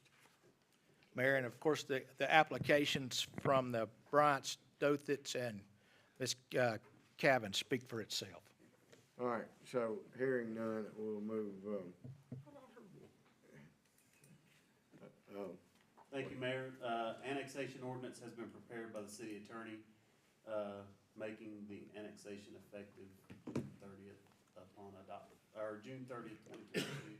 The staff recommends adoption by reference. So moved. got a motion by Mr. Moffett. Do I have a second? Second. Second, Ms. Heath. All in favor, say aye. Aye. All opposed, like sign. Michael? Is that done with 13? Yes. Okay. 14, Michael Leonard will request the award of a contract for the construction of a hangar.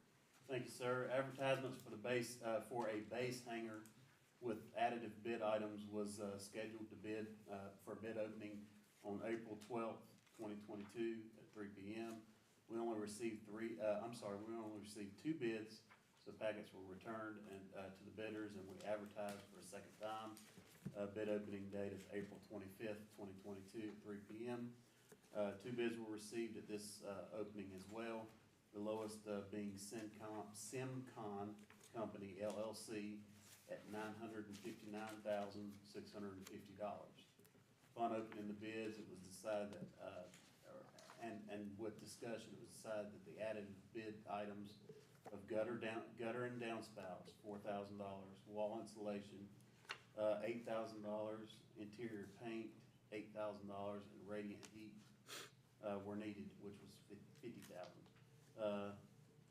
To include, needed to be included in the project, bringing the project total to $1,041,650.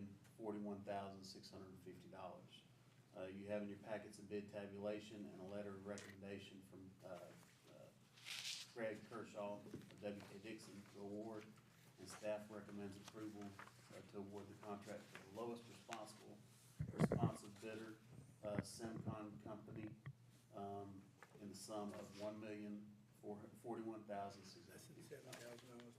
Now, Mayor, this came in a little over budget, but we have $70,000 of federal pass-through money we have to spend this month. Well, our next year being, like 3 months from now, we'll have our new distribution of non-primary There is a match. entitlement funds, and we have 2 years of matching of that. That's $159,000 that we budget every year, and we'll build this project. This, if we don't order this, go ahead and order this materials, they too will not be, I'm sorry. They too will, it may be a year before we can get in the next machinery, the assemble to. $160 square foot for basically a shell building. Does this include the door? Yes, The big single doors in there? Those- yes. Yes. So he's talking about a door like we have at the, our materials transfer station. It's a huge, huge aircraft door, and it opens like that. Often spec hangers aren't Yes. put up with that, but that's good. We have electric motors run ours. You join the Marine Corps like Eddie's nephews, they pull them up with chains. Labor's in material. Yes. Okay, did we? That's turnkey. We didn't approve, we didn't get a, did I get a motion for that? Mayor, I move we approve the award of the contract to the lowest responsible. I have a motion by Mr. Bell to award this contract. Do I have a second? Second. Second, Mr. Swears. Discussion? All in favor, say aye. Aye. All opposed? Motion carries. Mayor, we have upcoming just a few items. This is the last weekend for Unnecessary Farce. It's Rhino well League- worth it. It is hilarious. Excellent, excellent. Excellent production. It's pretty amazing. I'm sorry. So our summer concert series starts off Sunday, May the 15th at Bicentennial Park. Then our budget workshop is Friday, May 20th. Watch your, we'll hand the budget out that day and we'll begin conversations. Mr. McCabe covered the water department pretty good, but we'll break it all down. We'll follow. What time is that? That's at 10. 10 a.m. That'll include lunch, and then we'll recess and we'll go out to the ballpark and close from out there. Okay, Friday night the 20th. After that, be rocking in the park with Stephanie Quayle. That's at your desk, married to our David Couch of Asheboro fame. She's right there. She's in the AAA of baseball. If you've seen her new video, I think it's on YouTube. Just Google. You'll see her. Her and David. They're out in Montana, and she's wearing the Asheboro High Letterman's jacket. Pretty cool. Jane and I got previewed at our high school reunion. All right, then the Sunset Theater's on full swing. Then Friday Night Bluegrass, which if you've not been to one of those events, the musicianship of those folks is amazing. It's amazing, stunning. I don't know who it is, but we've always got in that niche, music's niche now, we have people that are outstanding performers. It's a fun night. That's all the staff has, Mayor. Okay. And we thank the council for their 11:02. All right. Anybody got anything for the good of the order? It's been a long day. I appreciate everybody coming to Said the, that with such hope in your voice. I appreciate everybody coming to the breakfast this morning. I don't know what time you guys get up, but I was up at 4 o'clock. So, it's been a long day. And the breakfast this morning was good. And the Helsers in their music niche are top of the charts too.